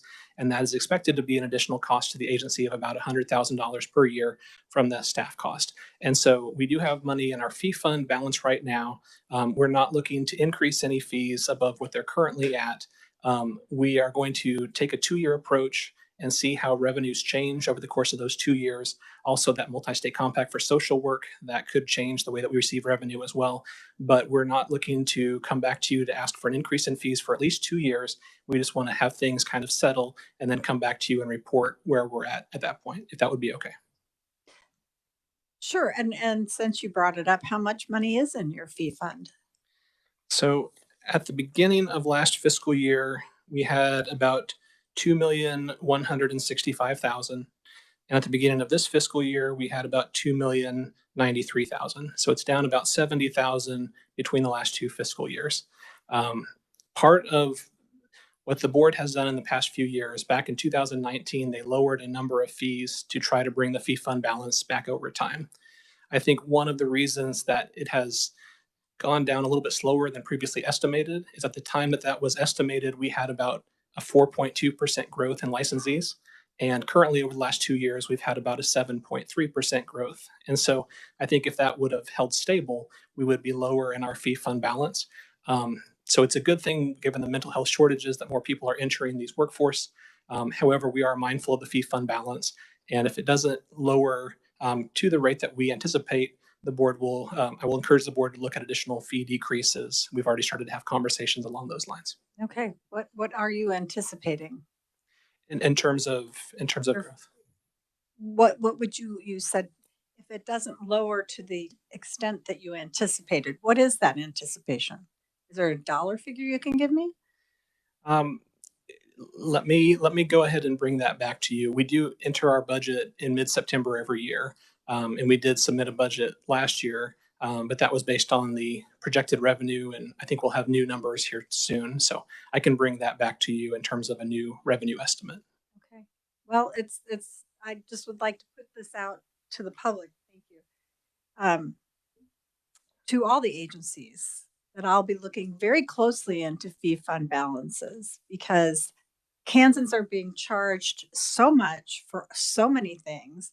I think we should give Kansans a break and should go back to those members of your profession and your agency. So we have a question from Representative Penn. And thank you, Madam Chair, and I fully concur with your comments just now. Let's give Kansans a break. Thank you for the comments that you're bringing here. It seems to me that this might be an opportunity, as we were discussing before, as a way to get some Kansans back into the workforce as well and answer some shortages. That said, the incentives that you might have with the fee structures, I would like a little more information on that, as we brought up to an earlier agency earlier today rather. On balance, what does your schedule look like compared to regional competition? How competitive are these rates to get us into a good spot to get people back to work in Kansas as well? And thank you for the opportunity to ask the question, Madam Chair. All right. Anyone else? All right. Thank you so much for being here. Appreciate it. Thank you. All right. We're working a little ahead of schedule now. Sorry. Shh. I know I was dumb.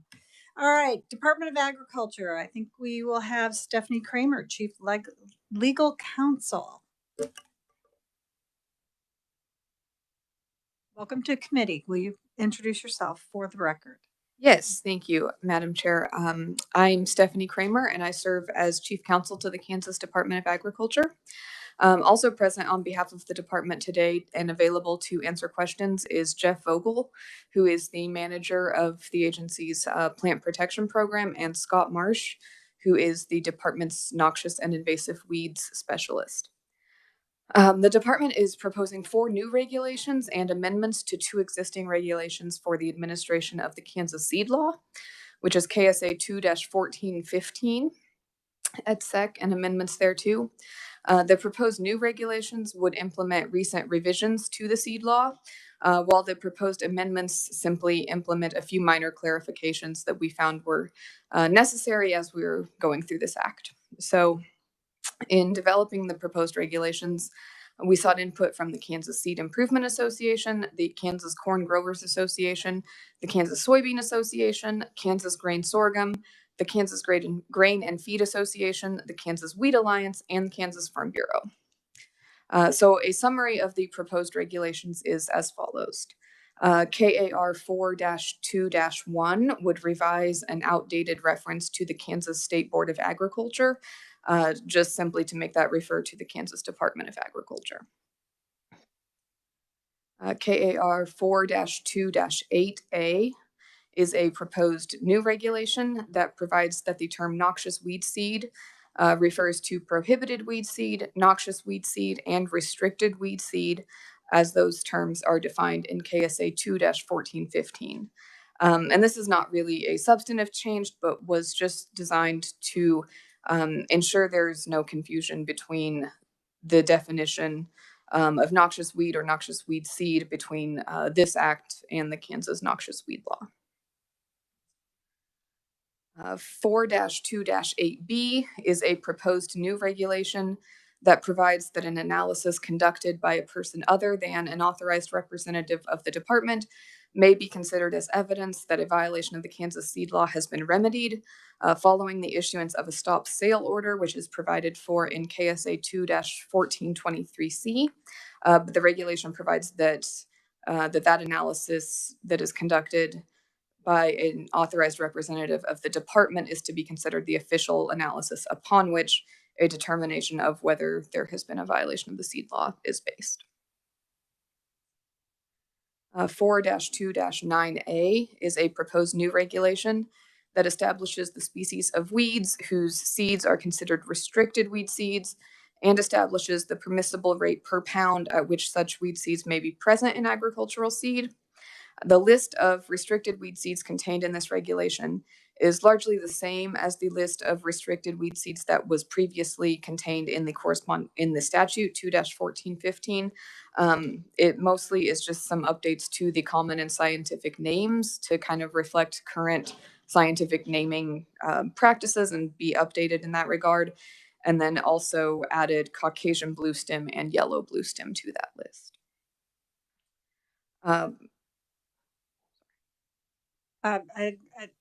Senator Tyson has a question as well as some other people right about here. Thank you. Thank you. Senator. Thank you for your testimony. I do have a question, especially at the bottom of the page. You talk about accept Lespedeza seed. You don't have a limit on that? So It says 40. Senator, could you put your microphone closer to you? I'm sorry. Thank you. So I am really concerned over this. And is it your department that's enforcement? And it's not so much that you're actually out planting, but we have agencies and departments that are not taking care of these noxious weeds, and therefore the seeds are spreading. And so who is in charge of implementing and monitoring this and making sure it doesn't occur? Because I can guarantee you, there's government property all over my Senate district, especially Lynn County, that has a massive outbreak of Sericea lespedeza, and they are not doing anything about it. And the rest of the county suffers as a result. yeah. So I guess is your question more about the enforcement side? Why are you even allowing? Yeah. Sorry, I'm trying. 45 seeds per pound, it says. 45 daughter. I mean, I just, the reason we have it in the state is because the department brought it in to begin with. Yeah, I think Mr. Marsh can probably talk about that if that's okay. Thank you. My name is Scott Marsh. I'm the noxious invasive weed specialist and the agricultural seed specialist with the Kansas Department of Agriculture. To answer your question, Senator, this exception for Lespedeza seed has only to do with seed containing daughter. And it refers to non-Sericea lespedeza species. There are several other Lespedeza species, some of which are native, others which are non-invasive, and those are the ones allowed within this exception. But Sericea lespedeza as a noxious weed is also a noxious weed seed, and therefore the enforcement lies under the noxious weed law for Sericea itself. So thank you. So that would mean it lies with the Department of Agriculture, the enforcement. The enforcement of the seed law lies with the Kansas Department of Agriculture. What about the noxious weed law? The noxious weed law and most of the enforcement with that lies with the counties, been assigned to the counties. But they can't be responsible for state land. They have as much enforcement authority over state and federal lands as they do private lands. They're not aware of that because they would be out spraying if that was the case and then charging the state. And that is not, their understanding is they can't go on the state land. That may be an individual county's case. I discuss this regularly with them, that they do have as much authority and can enforce it the same way on state as well as private. So I may have to educate certain counties about that again, but most of them do. Yeah, thank you, Madam Chairman. And could you send that notice to the committee members also so that I can forward it to some of my county individuals, because they feel like they cannot take care of those weeds, that it is state obligation. They also want reimbursed from it. Well, there's. I mean, those chemicals are expensive. There are there's language for reimbursement as well as requirement that the state control its own weeds. But if they don't, the counties can take regulatory action against the state. Thank you for the leeway, Madam Chairman, and thank you for your response. Are there any other questions? Senator Warren. Thank you, Madam Chair, and thank you for your testimony today regarding KAR 4-2-9A, which I think we were just talking about as well, restricted weed seeds. Would you clarify? I think you said that the purpose of this particular regulation was to add the scientific name to the common name. as it's discussed in regulations, or did I mishear that? So I think the scientific name was always there I'm pretty sure alongside with the common name. It was just to update some of them, just as I guess scientific nomenclature changes, gets updated. Well, then in the regulation as we have it before us, usually we have italicized, I think, the parts of the proposed regulation that are new, and we have strike throughs for the part that's proposed to be deleted. And when we have a regulation in the font as we have 4-2-9A, that to me, looking at it, would indicate the whole regulation is new. So could you clarify what of this is new or what isn't? So I will say by way of explanation, so to write scientific names like properly, a lot of them are always italicized, and that was a Department of Administration edit that we had to change how some of those were stylized. But yes, let me get. So is the whole regulation new? This is a new. It is, yeah. So the whole regulation is new. These as a regulation, yes. It was a lot of the same thing was in statute previously, but it is a new regulation, yeah.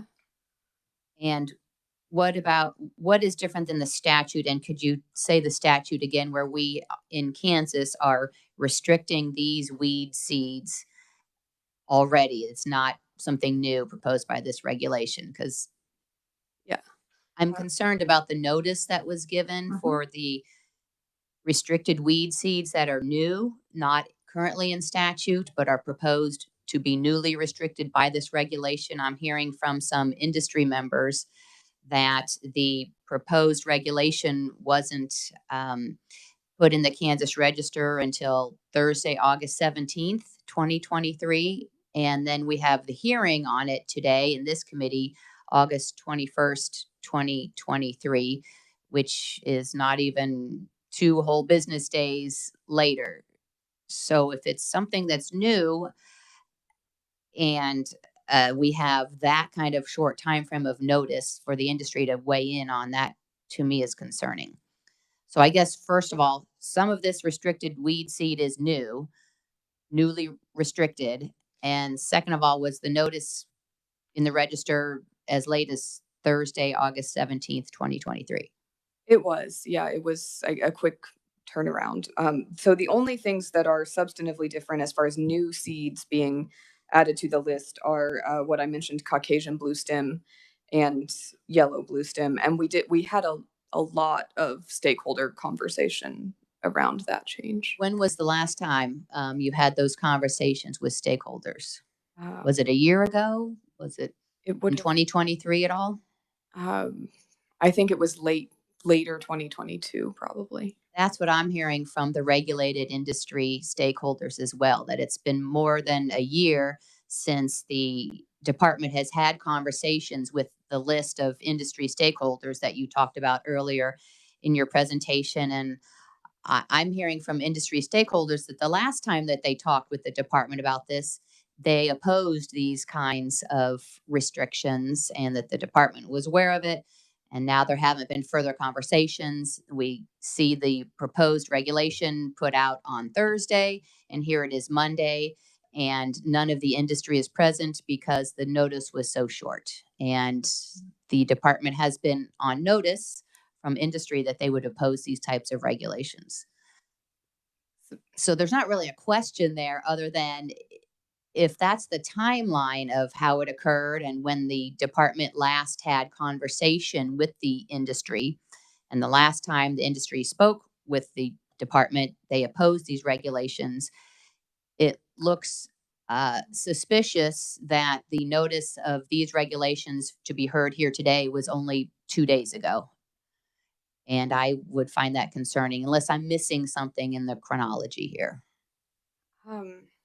If that is how it happened, that's very concerning. I mean, it certainly wasn't, there was no intention to do anything like that. Part of it was I was sort of the one kind of shepherding these regulations, and I went on maternity leave for a few months there. And so we Congratulations on the new baby. Thank you. Awesome. So yeah, there was a kind of a gap in the process while that happened, and we sort of came back to it. So that's the reason that those conversations kind of wrapped up. We kind of had a gap, and now we're back here. And I don't mean that to sound like I'm making an excuse in front of you today, but that is what happened. Explain some of the timeline. And I think that the industry, from what I'm hearing from industry stakeholders, is that they were kind of working hand in hand with the department in the 2022 legislative session to propose a statute, and then to speak with the department to propose regulations about last summer-ish in 2022. And then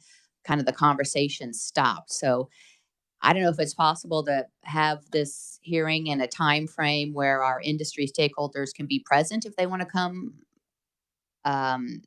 make comment at this hearing, but I don't know if that's possible. But those are my comments for now, and I think others have questions or comments as well. All right, thank you. Yes, thank you, Senator. As a mea culpa, I said go ahead and put this on here, but once again, I've been blindsided by the fact that you try to say that you've talked to all the industry and you've gotten everybody involved, and it sounds like you all had a kumbaya moment. And you know full well that when you talked to these people over a year ago, all of them said they didn't want those two items. And so it's very disconcerting to me to hear from one side thinking, oh, everyone's really happy about this, but they weren't happy about it a year ago and they're still not happy about it. So I would also appreciate if you just brought 4-2-9A back to another meeting. And I think you can possibly do that. Senator Francisco has a question. Thank you, Madam Chair. And really, it's a question probably for the department and the committee. I'm reading that the public hearing will be conducted at 10 a.m. on October 19th. So that gives the public time to review this and make their comments. This is not the public hearing, right? This is just the legislature having an opportunity to review this. Some of us are familiar with the noxious weed regulations because we've had to sit through it several years in committee. And so this isn't the hearing for industry. Isn't that happening October 19th? And this is just setting that as the time frame? Well, being not an attorney or not a revisor, I will tell you this. Once they come here, that public hearing is basically just decoration. Let everyone feel like they can say something, because it's, as far as they're concerned, it's permanent regulation now that they've come here. Never has changed. Same thing. Public hearing is just like, come on, everybody, feel good about it. You could come and complain. You could come and say you love it. And then we're not going to do anything different than what we did in front of Rules and Regs. Rules and Regs is where the buck stops, because that's the fourth place they've gone to. So I'm not trying to pick on you. I'm just telling you that that's exactly what they've done. Okay, so my question is, then why don't we have a time that industry representatives come and weigh in as part of this process? That's not what we traditionally do, or that hasn't what I've. This is because they did this so quickly and I allowed it. That's one of the reasons they're not here, because there's conflict of time. So can you remind me of a time that I've been in a meeting that we've had industry representatives testify? Because that's not the pattern that I've seen. I guess that's my question. Well, I think it was about 2 years ago when I was chair and Senator McGinn came up to me and I was having people testify. And she said, Madam Chair, do we allow this? And I said, I do now. So everyone's allowed, as far as I'm concerned, to come and testify, good, bad, indifferent. I'm happy to hear from them in this forum. I'm not trying to block anyone from being here, but I do expect transparency and accountability by agencies that have gone and done their due diligence and not tried to slide something in underneath the door. Representative Penn, Thank you, Madam Chair, and thank you all for the discussion. Those are hit on some of the same points that I was saying here as well. That's pretty good. Madam, thank you so much for coming here today, and congratulations on your newborn. That's pretty cool. The question that I wanted to ask is a couple of questions real fast. The noxious weeds that were added to the list that industry did have an issue with, and what's been my experience shortly is that industry and the agency get together outside of this room before we promulgate, and you guys work it out. So it's best language that everybody agrees to, kumbaya, and then it comes in here as the chairman just said, and this is the last stop, rubber stamp, whatever the case might be. I guess for me, that part didn't happen for whatever the reasons are. And would you be opposed to tabling this and either putting it in front of, because Madam Chair, that would be my recommendation. If they're going to hash it out, this isn't the committee that we hash it out in. We do that in our committee work in the legislature, again, before we go and throw regulations that are costly to industry to abide by. You have that opportunity for that forum for them to come and speak inside of the legislature, either in committee or on the floor, so we can debate it. I would be more comfortable with us taking this particular piece out, you all taking this particular piece out and bringing it to us in a bill. Let us do that deliberative process so that all stakeholders, as you opened with saying, and truly make it all stakeholders, have an opportunity to speak about it, get the best language, and let's get the thing done. What say you? I mean, I guess I would say we did a lot of outreach, and we are aware of the things that you're saying. Those groups were present, and we knew that some of them had those reservations, but they didn't make up the entirety of. I mean, there were stakeholders too who were kind of aghast that we weren't just putting this on the prohibited seed list. The Caucasian bluestem and yellow bluestem are really have been pretty environmentally impactful, harmful. What you're saying is, I mean, if that's what you're saying you want us to do, I'm not trying to be obstinate, but this regulation was really taking all our stakeholder input into account and trying to sort of strike a middle ground. So I understand what you're saying. I just want to get that Madam out Chair, there. if I may rejoin, what it goes to is, and maybe you can give us some sense of this. The Caucasian yellows, the Caucasian, what is it called? Blue stem and the Caucasian yellow stem. There we are. Caucasian blue stem and the yellow blue stem. There we are. I don't want to mess up my words. They're sitting right here on this chart. Thank you for that. There's a cost associated with the seeds, right? There's a cost associated with eradicating or treating or killing the seeds and things like that. And it becomes, I would imagine, on behalf of some of my constituents, some of our business owners, some of the industry leaders, that there's a cost associated with it that we don't have competitively in other states in the region. Correct? Is there any cost associated with taking care of this list that you've given us?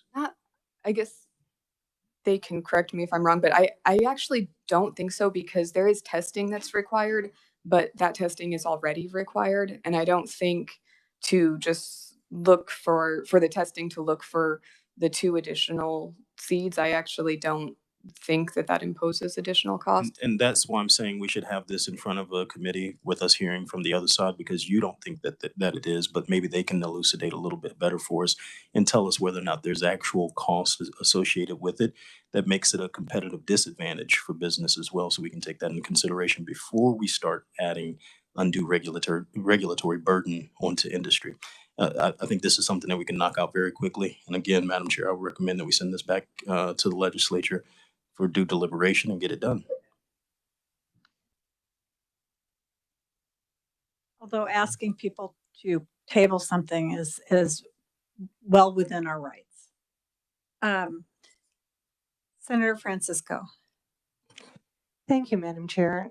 I think that there clearly are costs on both sides. So I'm trying to figure out what are the costs to farmers and ranchers who find these invasive species now part of what they're having to control. What are the costs to me as a county taxpayer if somebody decides this now has to be eradicated because we've let it spread. And the problems that I've heard about have been where we have either as a state encouraged planting seeds, right? Or not acted quickly enough to make sure that they don't become invasive. And so I understand that people might say, look, I don't want to do this because it's going to be expensive. But we don't say to the EPA, make sure that the industry thinks that this is fine and have a kumbaya moment and all decide that pollution is okay. I mean, I think we have to show some respect. And some people were concerned when the list of noxious weeds went out of the statute and into rules and regs. But that's a decision that the legislature made to have that change and to have a group of people who represented the biological survey and industry, farmers and ranchers, all be part of that group that makes these recommendations. So already the legislature has said, and fairly recently, we don't want this in statute. We want a group doing it through rules and regs. So if now we're saying we don't want to do it through rules and regs, we want to do it back in statute, there's a whole bunch of stuff that we have to change that the legislature as a whole said we didn't want to do. So thank you. I'll withhold my thoughts. You go ahead, Representative Penn. Thank you, Madam Chair. I'm not afraid of doing the work, Senator. It's the legislative work that we're supposed to be doing. So I'm not afraid to make it happen. That said, That's inappropriate. I ask that you stop. she said that there's a lot of work that has to be done. I just said I'm not afraid to do the work. It is our authority as a legislature and the process that we go through to hear from the people and have the people come before us to put out what it is that they feel, for us to take it into consideration, do deliberation, put it into statute, and make it the law of Kansas. It is not for us to give up our legislative authority to the executive or any of the agencies to promulgate legislation through the addition of regulation. I understand that there are people who have never met a regulation that they do not like. I understand that there are people who love the over-encompassing power, as we just heard, that it should not be the policy or the procedure that people get together and actually hash out their differences. But from what I'm hearing, madam, is that the Caucasian blue stem and the yellow blue stem were two things that were added on here over and against something that you already knew over a year ago, June, July of 2022, that there was opposition to it. Everything went radio silence black. Then less than 2 business days ago, it came up, promulgated without notice. And now those people who should have been at that table, who weren't given the opportunity to be at that table, now have this being thrust upon them. And what I'm saying is that I'm not in the position or the mindset to give up what the people duly elected us to do here in this legislature to do, which is to hear this out. So I'll say it a third time. I hope that you're going to listen. We should table this, bring it back to the committee, put it through the due process, and let people air what their differences are, because apparently that process, which is customary before it comes before this committee, did not take place at this juncture for this deal. Thank you.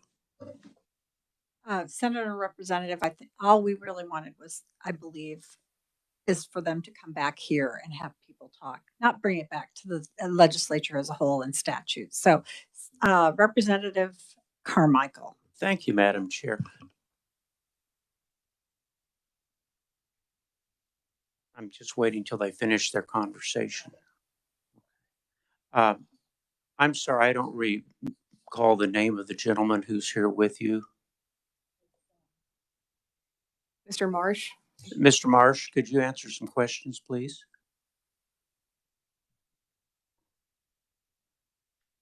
Thank you.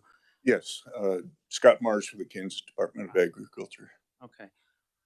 I don't know much about Caucasian blue stem or yellow blue stem. I do know what, quote, blue stem is. Can you give me just a quick primer on what these two particular types of blue stem are? Because I see blue stem everywhere and I think it's lovely. This must be something different. Can you tell me what this is and why it's of concern? Yes. The lovely blue stem that you see is our native big and little blue stems, which are native species. The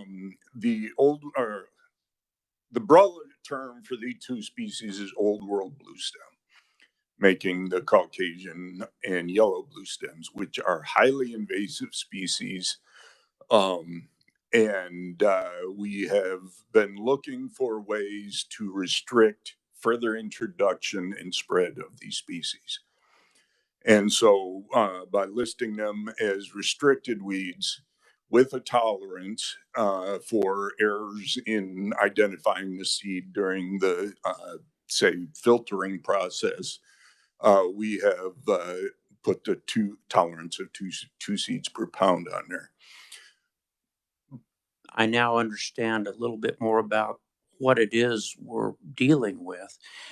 Is there any beneficial purpose that you're aware of to either Caucasian blue stem or yellow blue stem? In other words, gosh, could I go out there and raise that stuff and make some money out of it and feed it to my cows? Or is that some other problem with it? There are people who do raise it as a feed crop. Most of those are down in Oklahoma, where they still encourage its use. But in Kansas, we have found it, like I said, to be highly invasive. The cattle ranchers that we've spoken with are working very hard to eliminate it where they find it, because they don't want it to outcompete the native range grasses and forbs that they do have. And these two species will outcompete all native species.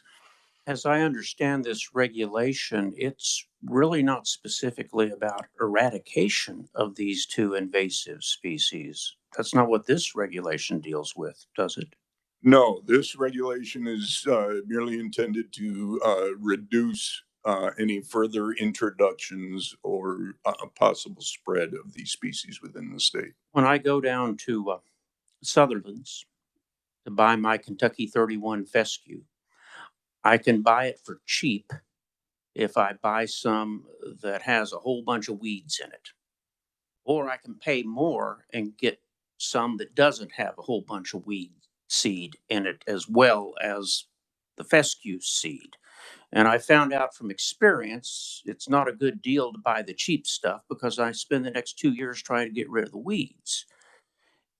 Is that in part what this is about, is limiting the amount of these two invasive species that can show up in a pound of seed that's sold in Kansas? That's exactly what it is.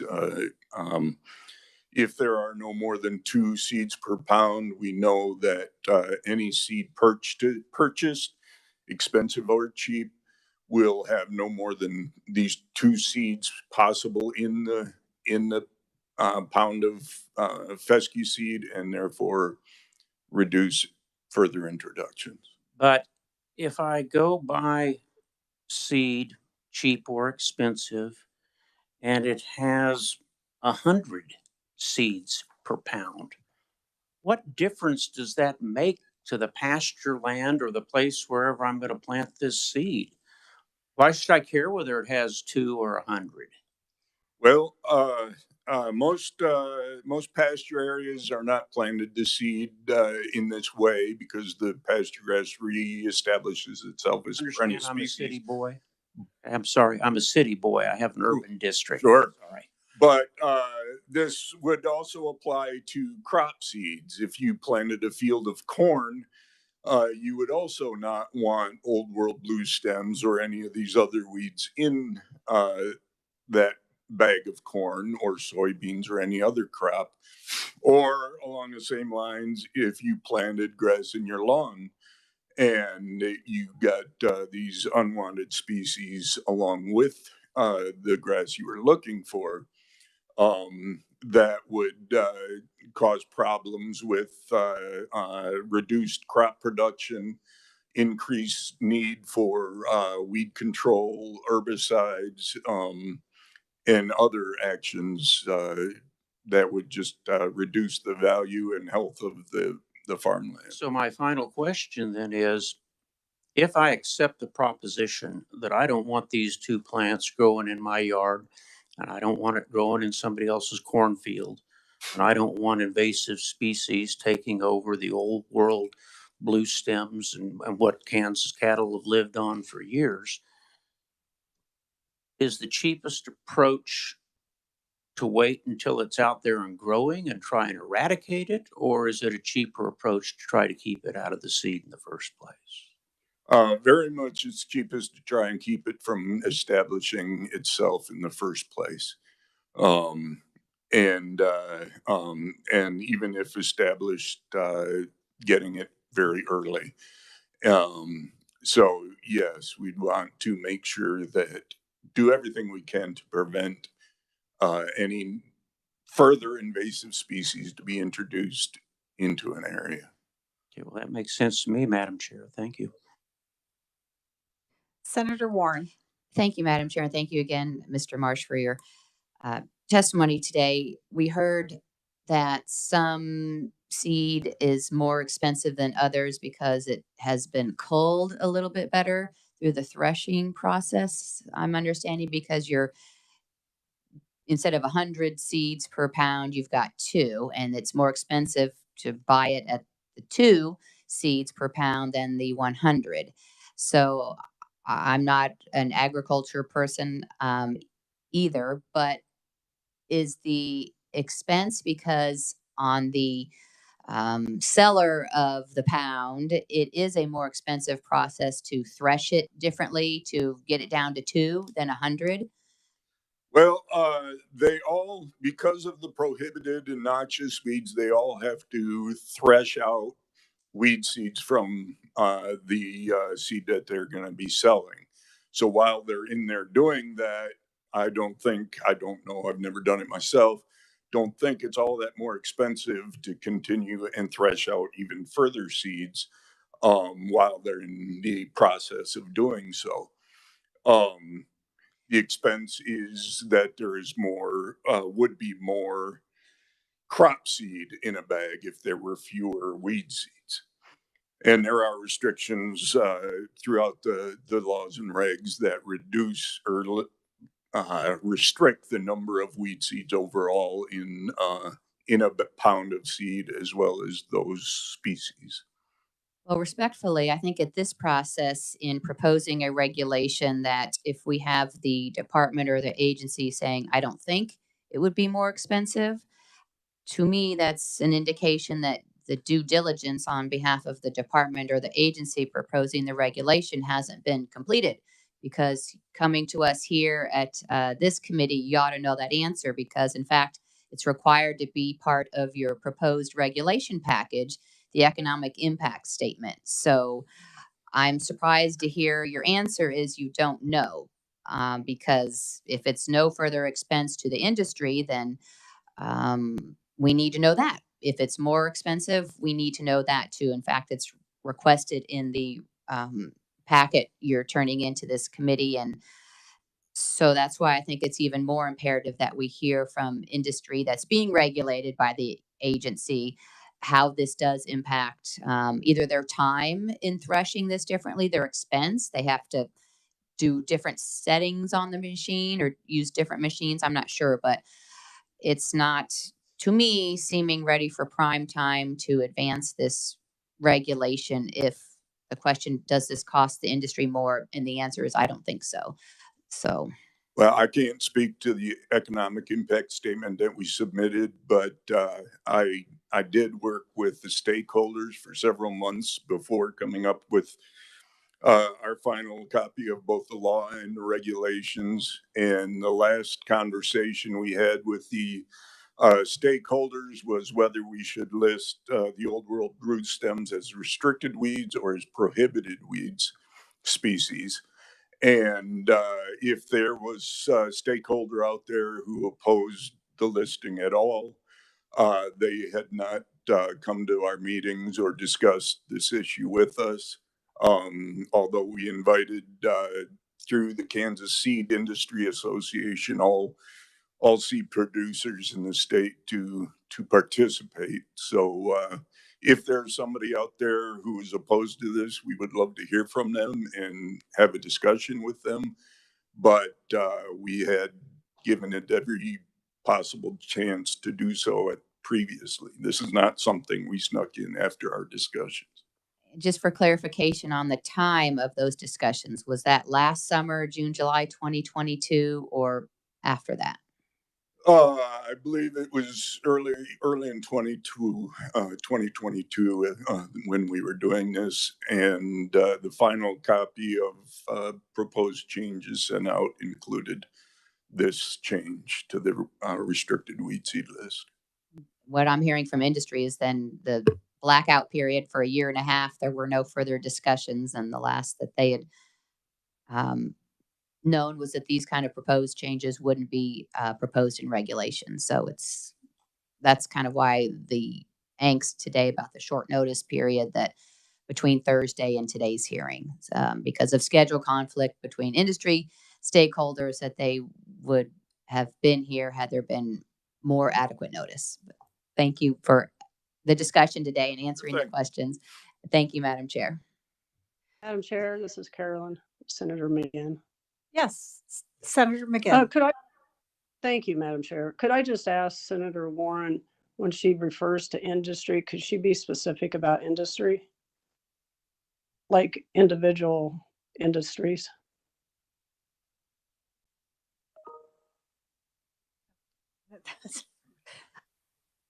Sure, Madam Chair. One of them I'm referring to is CARA. Okay. Uh-huh.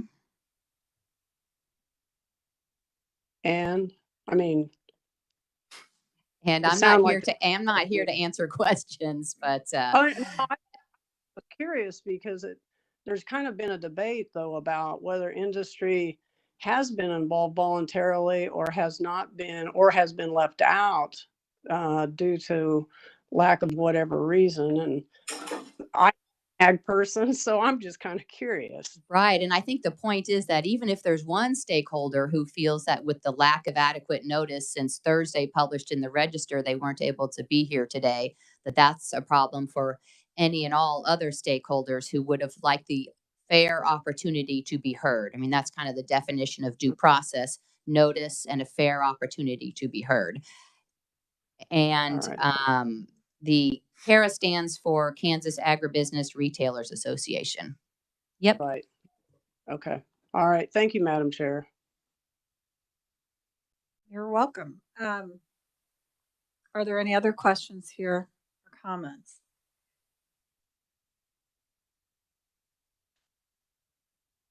You know, I hate to bring this up, but a few years ago, you tried to force every county to have a dedicated one employee for noxious weeds, which is noble and great. And that was pulled that day partially because of what I said, is that this would not allow small counties of 360 people to share a noxious weed director with another county. So, with all due respect, the Department of Agriculture, as well as many other agencies, try to slide things in that they think is best. And they're not thinking about the people that have to pay that. And that ends up being farmers and ranchers and retailers. So I think we've made our feelings very clear for many of us on the committee. And I'm hoping that you'll pull this for now. Thank you for answering all the questions. Did you have anything else that you wanted to add? At the risk of digging myself a deeper hole, I do have two or three more regulations on the list to summarize if you'd like me to. That'd be great. Thank you so much. Sorry.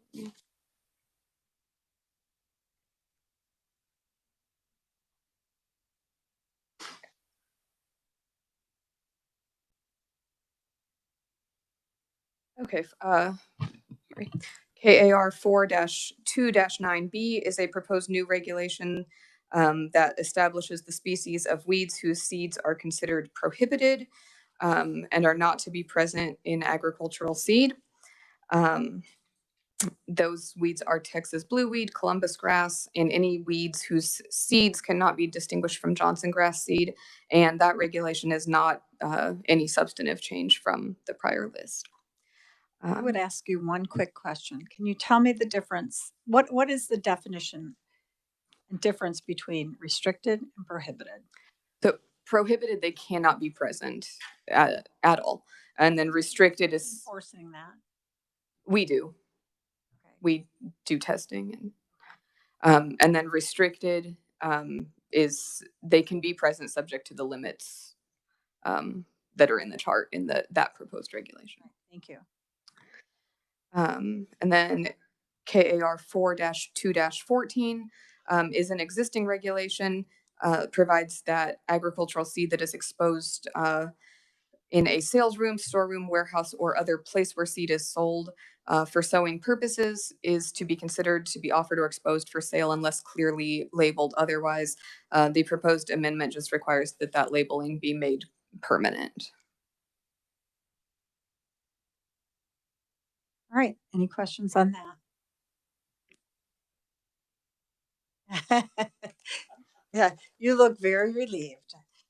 I'm sorry.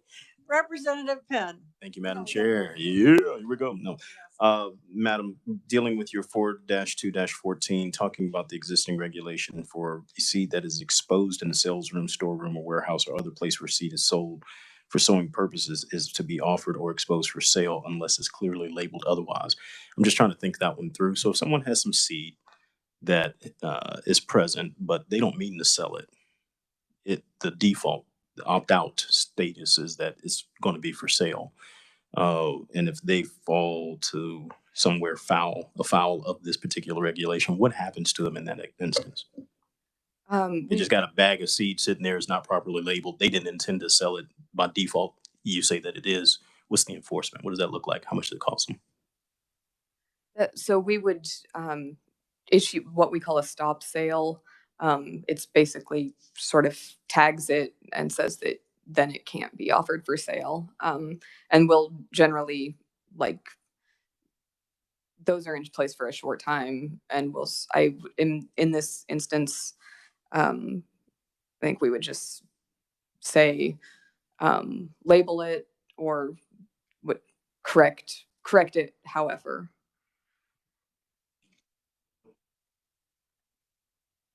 It's not a pecuniary fine or fee or anything like that someone has to pay. Okay, thank you. All right. You are released for the moment and with our suggestions as well. Please. Thank you. And once again, the economic impact statements, I plan to work with Revisor Moyer to try to fix that so that everyone has to do them and make them clear. This unfortunate addition to legislation that allowed everyone to say, "Oh yeah, we don't have to put in one." I'm anxiously waiting to change that and try to change that, I should say, because I can't do that on my own. We are now looking to Kate Langworthy. And as she creeps towards the well and thinks, please, Lord, let them alone. Welcome to committee, which is probably sounds kind of backhanded. Welcome to committee, and please introduce yourself. Thank you very much, Madam Chair and members of the committee for the opportunity to appear today. I'm Kate Langworthy, staff attorney for the Kansas Department of Agriculture, and also present with me today on behalf of the department is Jeff Jones. He is the program manager of our department's dairy and feed safety program. Today I will be addressing proposed amendments to just one regulation adopted for the administration of the department's dairy inspection program, that regulation being KAR 4-7-716. These amendments update the adoptions by reference to the current editions of the Grade A Pasteurized Milk Ordinance, the methods of making sanitation ratings of milk shippers, the procedures governing the Cooperative State Public Health Service / Food and Drug Administration program of the National Conference on Interstate Milk Shipments, and the evaluation of milk laboratories documents, as well as the CFR sections referenced within. These U.S. Food and Drug Administration documents are the nationwide standards that are adopted and used by state departments of agriculture to ensure public health compliance in the production, transportation, and processing of milk and dairy products. While these regulations are not mandated by the federal government, they are necessary if the state wishes to ship milk interstate under state inspection. Updating documents adopted by reference to the most current versions does not change the scope or the intent of the current regulation and simply reflects changes to dairy industry practices, technology, and science. This regulation is authorized by KSA 65-772, which directs the Kansas Department of Agriculture to adopt such rules and regulations as are necessary to implement the Kansas Dairy Law, and KSA 65-775, which further requires that the Secretary promulgate regulations that conform insofar as possible with the Pasteurized Milk Ordinance and the policies adopted by the Interstate Milk Shippers Conference. As noted in the economic impact statement, KDA solicited feedback on the proposed changes from all license holders and stakeholders, including the Kansas Livestock Association, the Kansas Dairy Association, and the Kansas Farm Bureau. Those entities and individuals that responded indicated support for the proposed amendments. A public hearing regarding the proposed amendments is scheduled for November 2nd, 2023, and notice of such was published in the Kansas Register on August 17th, 2023. The department has received no public comments, as noted on the short turnaround, since publication of the notice of hearing, but we welcome those. Again, thank you for the opportunity to appear, and I will now stand for any questions. All right. Are there any questions? Senator Tyson. Thank you, Madam Chairman. Thank you for your testimony. You made a couple of statements, and one of them was you said that all stakeholders have been contacted. We had previous testimony this morning, and I had stakeholders reach out to me at the lunch hour that they had not been contacted. So you're just assuming that all dairy farms that belong to those organizations, and you're not assuming that you have reached out to every single We also operation. sent letters to all licensed dairies individually as well. And just because you did not hear back from them, you're assuming that that's no, those that did respond indicated support. okay. Okay. I just want to, all stakeholders is a very broad statement. Absolutely. And my concern is, and I get the regulations and we have to go interstate, or yes, absolutely. But what happened in 2011-12 was the legislature made changes so that we could go across state lines for meat industry. Sure. We have not been able to go across state lines since that was implemented. So, Madam Chairman, why are we able to do that with dairy and not the meat industry? I actually can speak to that. That'd be great. So the main document that's referenced in these regulations is the Grade A Pasteurized Milk Ordinance, which is developed with the consent of the National Conference on Interstate Milk Shipments, and that's an organization that operates under a memorandum of understanding with FDA. They hold biannual conferences aimed at deliberating over proposals submitted by individuals from state or local regulatory agencies, FDA, USDA, producers, processors, consumers, etc., who have an interest in ensuring that the dairy products we consume are safe. Those actions that are discussed in those conferences are then voted upon by an executive board that is made up by individuals of those same subsets. And then those are submitted to FDA and then incorporated into that PMO. And so there is a lot of cooperation between states, and there's an agreement for that, for the milk and dairy industry. We don't have that with the meat industry.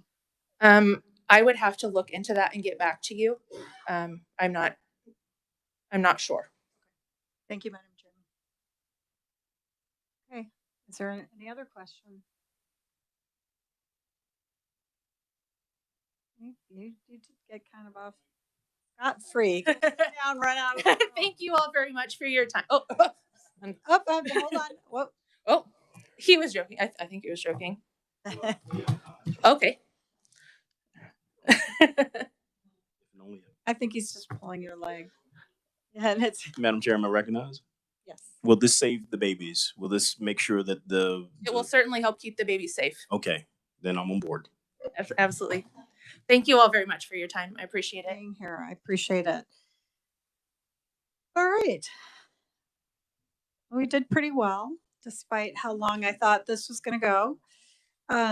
I did want to point out to the Department of Agriculture that I just wondered, are there any other states that have stopped allowing the blue stems that you have listed on yours? I'm sorry to call you back. Are we like 1 in 48, or I mean, is this following what everyone else is doing? I am not aware of any other states that have listed it in either their seed or weed laws, but we do know that it is spreading into other. Well, I take that back. Nebraska, the state of Nebraska has listed them as noxious weeds.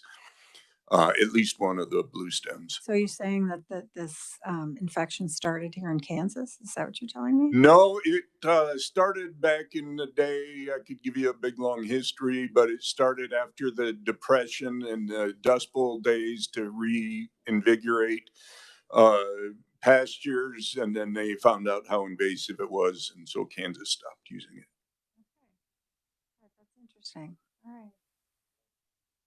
Yes, we have a lot of blame that can go around, don't we? All right. Well, thank you everyone for being here. Right now, I'd like to go around and see if anyone wants to go over the specific comments or discussions about each thing that we've done today that you want to make sure is in the record. Jordan, do you have a list of some of them that we've said that maybe if someone they can change what? Can we do that? Can you want to go through the agenda? How about? Okay. Looked like you wanted to just choke me. We'll start with the Secretary of State. Are there any questions or comments? Senator Francisco. Thank you, Madam Chair. I did have a question during the discussion and understood that it was answered in a different place, but I'm still concerned that this talks about processing advance voting ballot applications, and that there is no timeline for a voter to get that request to the county official, but there's a timeline for the county official to respond. So I read this that you could submit an application for an advance voting ballot on the Wednesday before the Tuesday election, and the county election officer has the requirement to contact you by any reasonable means no later than Tuesday. So I think you still have to just a comment that we want to make sure that it is an application for an advanced voting ballot that has been received in time for the county election officer to act. Fair enough. Do you have that? All right. Is there anything else? Senator Witt. Madam Chair, and to Senator Francisco's comment, if I could add that the Secretary of State's office clarify exactly, because there is current law that if you mail in your advance ballot to vote, not the requesting of the application, but if you mail in your advance ballot and you've marked who you want to vote for, if your signature doesn't match or if there's some discrepancy of they can't reach your writing, then therefore the commissioner, the election commissioners in your county is supposed to try and reach you in time so your vote is counted to verify your signature, because on the election committee, as we passed this, Madam Chair, we talked about people with disabilities. We talked about people like even myself.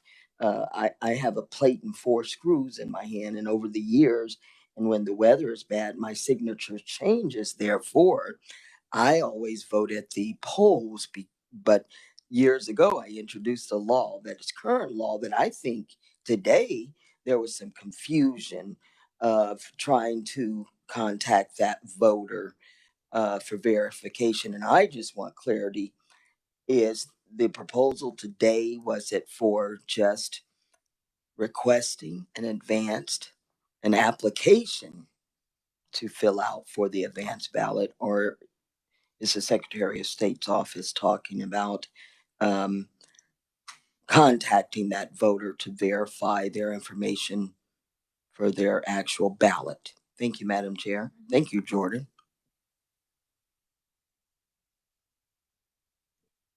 There's radio silence right now, so I'm thinking those are the two that we need to include. Let's move on then to the Department of Health and Environment on the radon measurements first, and then schedule of fees second. Radon? Yes, if you could just briefly go over them, so if someone who wants to change what they meant to ask as opposed to what came out. Sometimes your words don't always follow exactly the way you want them to. So thank you, Jordan. Thank you, Chair Wassinger. Jordan Milholland, Kansas Legislative Research Department. So going through my notes here, I had a couple of sentences I'd highlighted that seemed to be requests of the agency. So I thought I'd just remind the committee of those and to see if there's anything else I might have missed, but I'll start with those. So first of all, it looks like we had a request for where Kansas ranks as a state and the amount of radon being detected. I know the agency discussed the percentage of homes, but I don't believe that they discussed where Kansas ranks, other than a general idea, I think. And so that was the first one. And then the second request I have, well, actually, I think those two go together. I'd highlighted several sentences there that all went together, but that was the main request on that. And maybe if that needs to be fleshed out, or if there were other points that need to be included in that, I could include those now.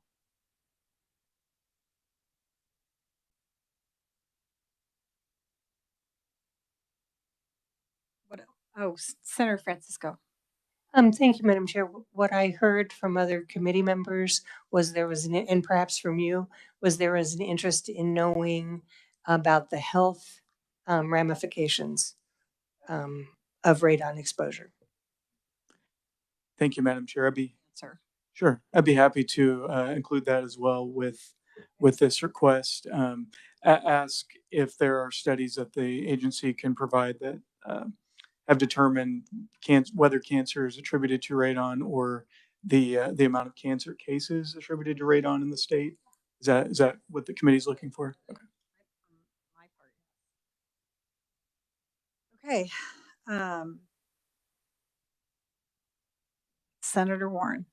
Thank you, Madam Chair. I think that kind of information is helpful as, we're looking at proposed regulations, always kind of trying to find the balance and the need, and, how it provides for public safety and things like that. So more information would be appreciated. As I'm not opposed to the regulation, just want to make sure that it's crafted in, a way that can be most helpful. Thank you, Madam Chair. All right. Schedule of fees. Oh, Representative Penn.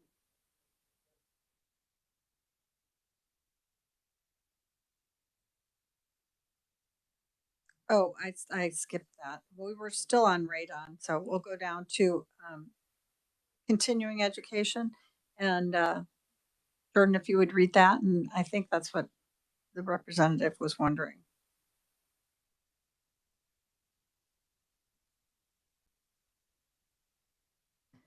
There was radon mitigation technician, continuing education.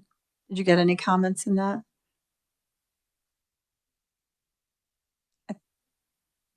Thank you, Madam Chair. It might be helpful if Representative Penn could remind us maybe of what he was hoping Yes, to. I'm sorry. Don't mean to belabor the point.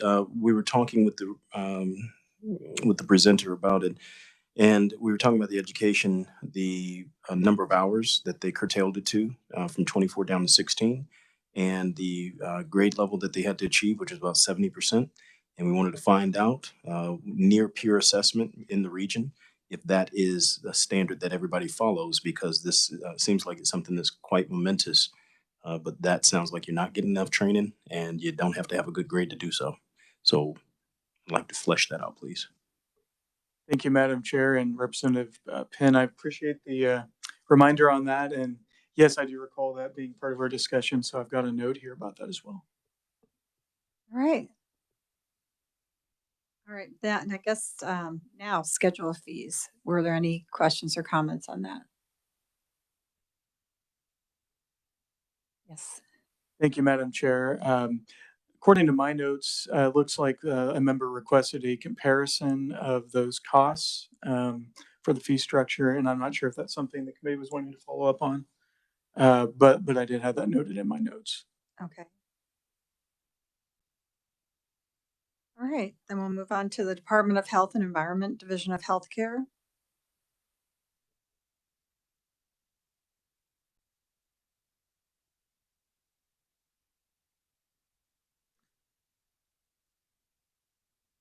Yeah, Medicare beneficiaries and determine eligible.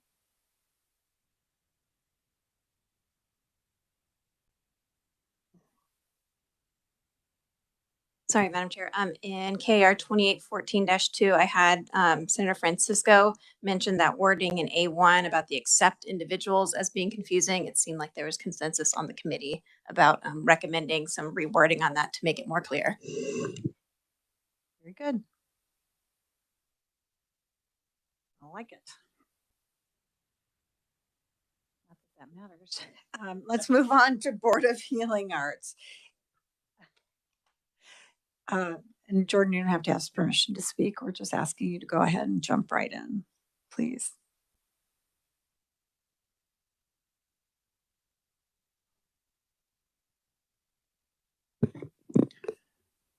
Madam Chair, Jordan Milholland, Legislative Research.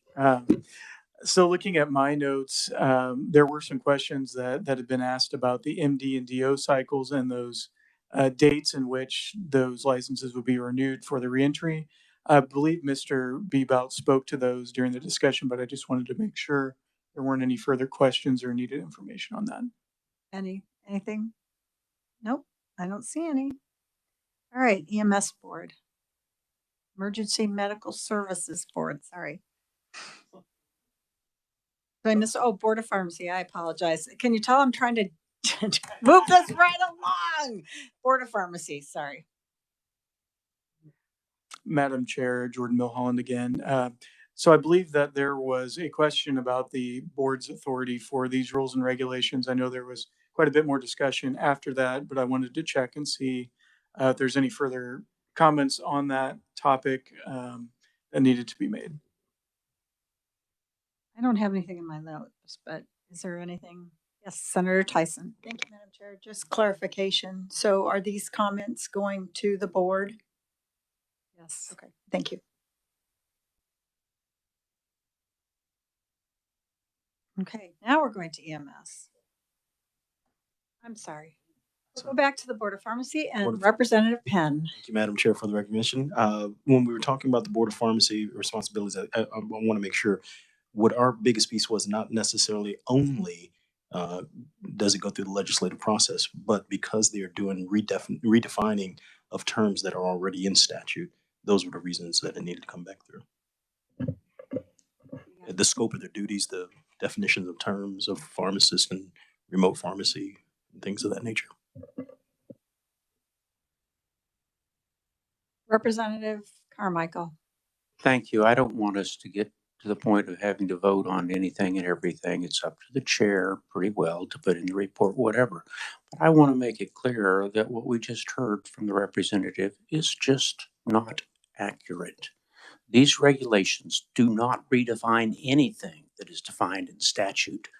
And if they did, Chris Kobach certainly would not have signed off on them. Thank you. Senator Francisco. Thank you, Madam Chair. I know that there was some angst over just the comment that the board was suggesting things because they had been allowed during the pandemic. And lots of our state employees were allowed to work from home during that pandemic. So I know the Board of Labor, or unemployment, we had lots of people work from home. So I didn't hear any concern about that. I've heard comments that, we may not need as much office space because we now have identified some work that can be done from home. So I'm a little concerned that we're singling out the Board of Pharmacy to say, you can't change how you interact, or pharmacists interact with their employees, when we're allowing our state agencies to do that with sort of no concern from the legislature. So my understanding is that the Board of Pharmacy has the ability to set these rules. We've given that to them in statute, and that they were just explaining that they had learned something from this new practice, and so they were changing their rules and putting it in writing so we all understood. So that's just my comment. Representative Penn. Thank you, Madam Chair. And thank you, Senator, for the comment. I think that, I sat on Commerce, and even before I sat on Commerce during COVID, the aftermath thereof, we had quite a few folk who were working from home inside KDOL, and I had hordes, literal hundreds, if not more, of requests from people trying to get their funds and everything, but they could not get anyone to pick up the phone inside KDOL because, I don't know, I guess they said they were working from home. So while we didn't handle that legislatively, this is not even as low-level threat as KDOL and the issues that they had there. This is actually dealing with pharmaceuticals and drugs. So I think that we actually need to give this some due deference and deliberation on it. And that was my comment, and that's what I was asking to staff to have reflected and send back up to the board. Thank you. Okay. Yes. Thank you, Madam Chair. Again, I think we heard in the testimony that the remote worker would not be dealing with drugs or prescriptions, but simply with, like requests for refills, scheduling those requests, that work. So again, I'm not concerned because I think that we're very clear about the kind of work that could be done. Jordan, you had something you needed to add. Sure. Thank you, Madam Chair. So I guess I'm just thinking about the particular recommendation. I just want to make sure that I've got down what the committee was hoping to achieve in its statement. So the way I would write this is the committee notes its concern with the workforce provisions of this rule and regulation set with regard to remote work. And the committee recommends that it be brought before the legislature. I don't know if there's anything else that needs to be added to that or if there's a better way to state that. But that's just off the top of my head. Okay. All good over here. Okay. And then I had just one other statement that was made after those two revocations. I didn't know if the committee wanted to make a statement about those being removed or not, or if that was just a statement that was made. I don't really want to speak for the committee, but I don't think it was something that needed to be added. Let's move on to EMS board. See what you've got there. I'll give it to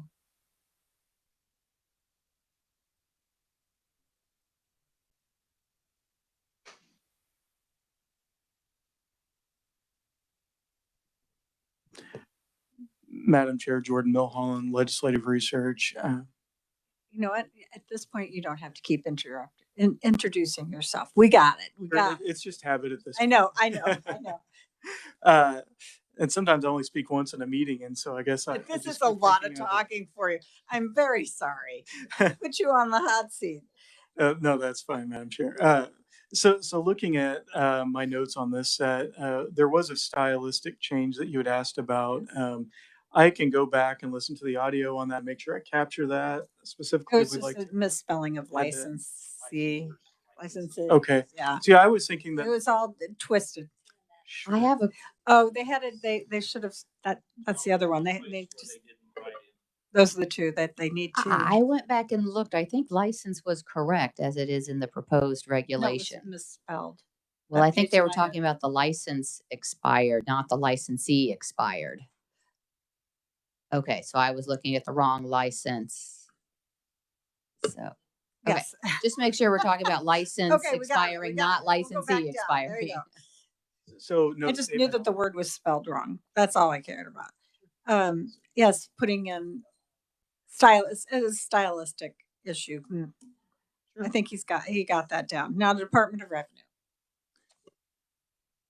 Anyone have any problems there? Or questions, comments, anything?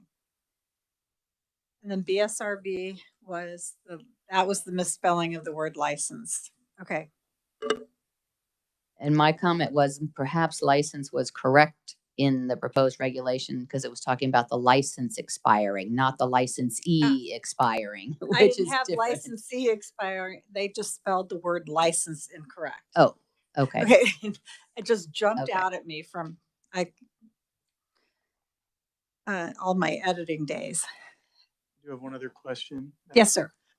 So the committee had also discussed the board's budget, and Executive Director Fye stated that there'd be a new budget in September. He said he'd bring that back to the committee. I didn't know if we'd I wanted just to asked that he bring request back that. his budget at that time. Okay, I can make that As far as part of the record. I think that came from me. So, Department of Agriculture.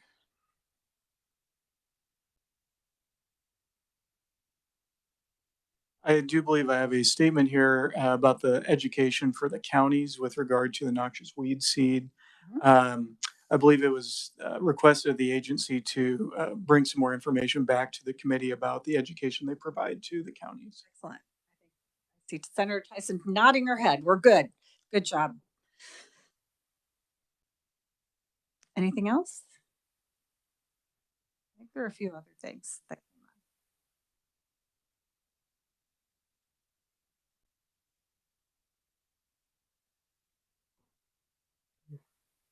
Other than, I have notes about the concern the committee had about whether the industry stakeholders were contacted in between the last set that was brought and this set, I believe. If I'm not mistaken. 4-2-9B. Sure. And the speed of which they slipped 2 new restricted seeds in. And asking them to table this. So I would say something to the effect of the committee has concern over the timeline in which these rules and regulations were brought and the 2 new seed varieties that were introduced in this rule and regulation. The committee's further concerned about whether the industry stakeholders were included in the discussions. And the committee would ask that these rule and regulations be tabled until further discussion can be had. I like it. Senator Warren. Madam Chair, and a robust economic impact statement as well. And are we talking about about 4-2-9A? I believe so. That was the new rule and regulation where these 2 blue stem seed varieties were contained. Yep. So I can also include a note about the economic impact statement as well. And on just about everyone's. Would like more economic impact info, as per my voice, on every single one of them. Right. Is there anything else? Senator Warren. Thank you, Madam Chair. If you were asking if there was anything else before we adjourn, I'm not sure. We did start the meeting at 10 a.m., but I'm not sure that we looked at approving the July 10, 2023 minutes. Thank you, Madam Chair. So these minutes have not been prepared for review by the committee, so we will get to those at the next meeting with the permission of the chairperson. Okay. And yes, I see that. And then we also have to come up with a date. Yes, Correct. that and Madam Chair, if you don't mind me interjecting here, also those questions on these annual reports from the agencies we received for the first time this year. So whichever we'd like to turn to first, be happy to talk through either. You want us to talk about all of this today? Oh, okay. Yes, I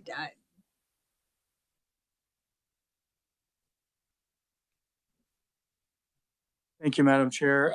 So as you all recall, with the passage of HB 2087, I believe that's the right bill number, the legislature was requesting that, or requiring that agencies review their rules and regulations on a rolling basis every 5 years. And so we've received those first batch of reports. And I will state that those are posted on our KLRD website. Okay. So if you go to ks.gov, and then you go to the committees tab at the top of the joint committees list is administrative rules and regulations. There is a link when you get to that page of that's stated as HB 2087 reports that you may click on. There's some information about that in the corresponding statute, KSA 77-440. With these first reports, those were just posted this morning. And so what we were hoping to discuss was going through the list of questions that were asked in this first round of reports, see if the committee is still okay with those questions or if there's any tailoring that needs to be done or wordsmithing for the next round of those reports. So if it's okay, Madam Chairwoman, I might go ahead and see if I could share my screen here in a second. If you'd like to put the report up on the screen, I don't know if that'd be helpful for folks to see. I may not be able to scroll in. We may not be able to even Yes, see it. so it may be better if I go ahead and just maybe read these off. I think that's a good idea. I hadn't thought about the screens being so far away. So, all right. So going through our tables here, for those following along online, again, you can get those on our KLRD page for the JCAR. So first of all, just identifying the rule and regulation, we have some basic information. We have the number of the rule and regulation, the article title, the rule and regulation title, whether new or amended. And then we ask for the effective date or the history of that if there's been multiple effective dates, authorizing KSAs, implementing KSAs. And so that's the basics of what we ask for and just the identification information. For necessity, we move on and ask whether the rule and regulation is necessary for the implementation and administration of state law. The second question in that section is whether that rule and regulation serves an identifiable public purpose in support of a state law. So I'll go ahead and pause and see if there's any questions or comments on those two questions. Okay. And then moving on to the potential for revocation. This is the next category that's blue on your sheet. We ask the agency to briefly describe how revocation would affect Kansans.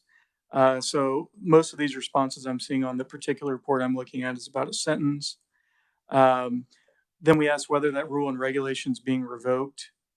If it is not an active use, would revocation require a change to the authorizing or implementing statute? And a lot of these are indicating it's an active use, for example, if it is. And then the next question is, if it is not an active use and revocation would require a change, whether that change would be required to the authorizing or implementing statute and which changes would need to be made. So both of those are kind of a yes and or a no and then they would answer either one depending on that answer. You know, Jordan, I think since you just filed those reports, put them online, I think we need to look at them and see if we feel like this is just too much. That's not enough. I think that will be an easier change at that point. So perhaps bring this up at the next meeting unless someone wants to get in a deep dive. Maybe perhaps Senator Tyson. Thank you. Not now, a deep dive. But what I would request is that he emailed a link to all of us and the information so that we can get it. And the booklet that was handed out, I find it quite disturbing, starting on page 78, as all the rules and regs that were requested and not yet implemented.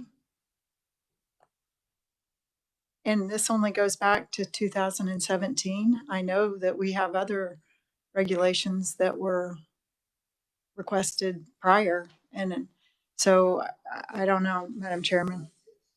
Yes. Page 78. I'd be happy. Yes. Jordan. Thank you, Madam Chair. Jordan Milholland, Legislative Research. Senator Tyson, over the past several years, we've kept track of rules and regulations that have not been brought before the JCAR or implemented based on the previous session's bills that were enacted, and we keep adding to that and then taking out as we see them before the JCAR. What I'll note about 2017 is this report here only goes back 5 years. And so then if you looked at last year's, it would have 2016 to 17 and so on. So if you went back to previous versions of this report, you'd see that same table with more information in it. And I think 2017 was a cutoff just to limit the amount of information in this report. But if you wanted to go back and see, I think I may be mistaken off the top of my head, but I believe we at least have tracked, I think, since around 2012 maybe on those rules and regulations, and then updated it going forward. Do we know why those rules and regs have not appeared in front of us? I think that's the bigger question. Is that not what That's you're my asking? concern, especially you see some here on juvenile crisis and other situations. Legislature's been trying to get their do what they can, but if the administration isn't carrying forward, we have a problem. I remember Representative Carmichael might remember exactly what agency it was, but Microphone closer real quick. I'm sorry, but there are regulations that one is just completely ignoring, not even trying to implement. So I do have concern over this, and I don't care what administration, prior administrations, I'm just saying that this seems to be a problem. Representative Carmichael. And I think that concern also extends to so-called independent agencies, which are not cabinet level and appointed by all sorts. Doesn't matter who it is. They need to be following the law. Thanks. Senator Francisco. Thank you, Madam Chair. For years in the Senate, we had a senator who was very careful anytime a bill was introduced to put a date on the requirement for the rules and regs. And that is something that I think was helpful, and that we could, as members of the legislature, when we look at a bill and it's asking for rules and regs, to talk with that agency and set an appropriate deadline for those. Senator Tyson. Thank you. I think if you would look, most of these do have deadlines and they're being ignored. Some of them very egregiously. Representative Carmichael. Thank you. Indeed, just putting in the statute is not always effective. I think I made a snarky remark one time only once, that maybe we put it in the statute and then suspend the executive director's pay after that date until it's complied with. Yeah, well, it's probably wasn't my best idea, but the other side, there was another side of that coin too. And now meanwhile, I love all my committee chairs, and I'm sorry they're not here to hear me say it, but there's been times when I've tried to get expiration dates in and they just refuse to do it. And so I have to leave it up to some of my friends in the majority party to, within the confines of the Open Meetings Act, visit with some of their colleagues and explain the problem that we have. Thank you. Senator Francisco. We've got lots of senators talking. Thank you, Madam Chair. I would be interested if legislative research could help us identify those expiration or dates, these statutes that have expiration dates and what they were, because that would be interesting to look at to see if it has been helpful. Thank you, Madam Chair. I'll take a look at the information that we do have compiled on these because I think we may already have that information available and it's just not part of this chart to make it fit in this report. So I will take a look at that and see what we have. I think we also might have some more compiled information all in one spot that is more than just what's presented here. So I will take a look at what we have and maybe work with Jill on that when she gets back in a couple weeks. Lucky Jill. One thing I want to say is I think that we as a legislature have not been as precise as we should be. And I'm both sides. We all need to get together and say, if we're passing a law, we need to make sure it's being followed. So anything that we can do to help that, I think we should be working on. Oh, I knew Senator Faust-Godot. Thank you, Madam Chair. I'm just gonna not have good luck when I leave here if Representative Tom Sawyer doesn't say something. Yeah.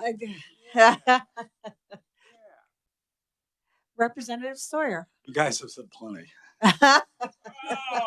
Oh, you guys have said plenty. Okay. All right. I think that the next meeting, we have to get to the next meeting. Okay, sometime between October 9th and 13th is what they're asking for. Madam Chair, Jordan Milholland, Legislative Research. I know I keep identifying myself. It's for those following along online as well. I know. So sorry. So taking a look at what has been recently published in the Register, looks like the next date for hearing is October 18th, which I believe is a Wednesday. I can double check. Yes, a Wednesday. So that was why I had asked about possibly the week of the 9th through 13th. I will note there's quite a few committee meetings that week, and we could go over the grid if you would like, or I could note some of those meetings possibly. Or if we were able to meet the first week of October, that'd be the week of the 2nd through 6th. That would give us a little bit of time just to make sure we had the report ready for that meeting. But if that's an issue for either of those 2 weeks, just know that the 18th is that first hearing that we'd be butting up against. Okay. Madam Chair, I think I know I'm on a couple of one committee, October 2nd, 3rd, and 4th. I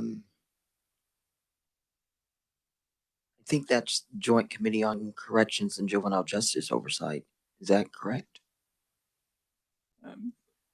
Jordan Milholland again. Yes. So the Special Committee on Education is scheduled to meet the 2nd and 3rd, and then Corrections and Juvenile Justice Oversight's the 4th.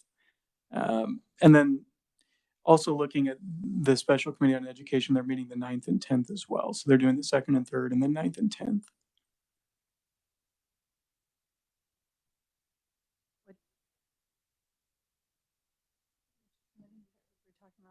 Sorry, I was looking at education.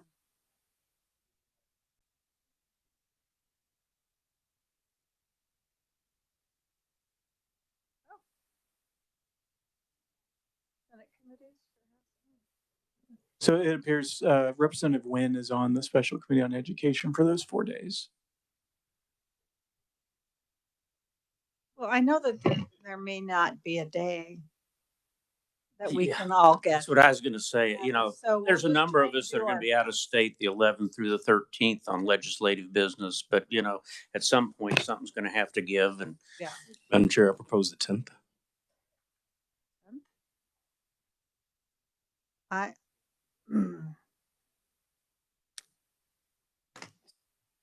Well, why don't we tentatively set it for October 10th, send it out, see if anybody has a terrible time. 10th. We'll roll with the punches. How about, let's just do that instead of trying to go find out where everyone is. Yes, Madam Chair, 10 a.m. on the 10th. 10 a.m., not 9 a.m., 10 a.m. 4:45 this Okay.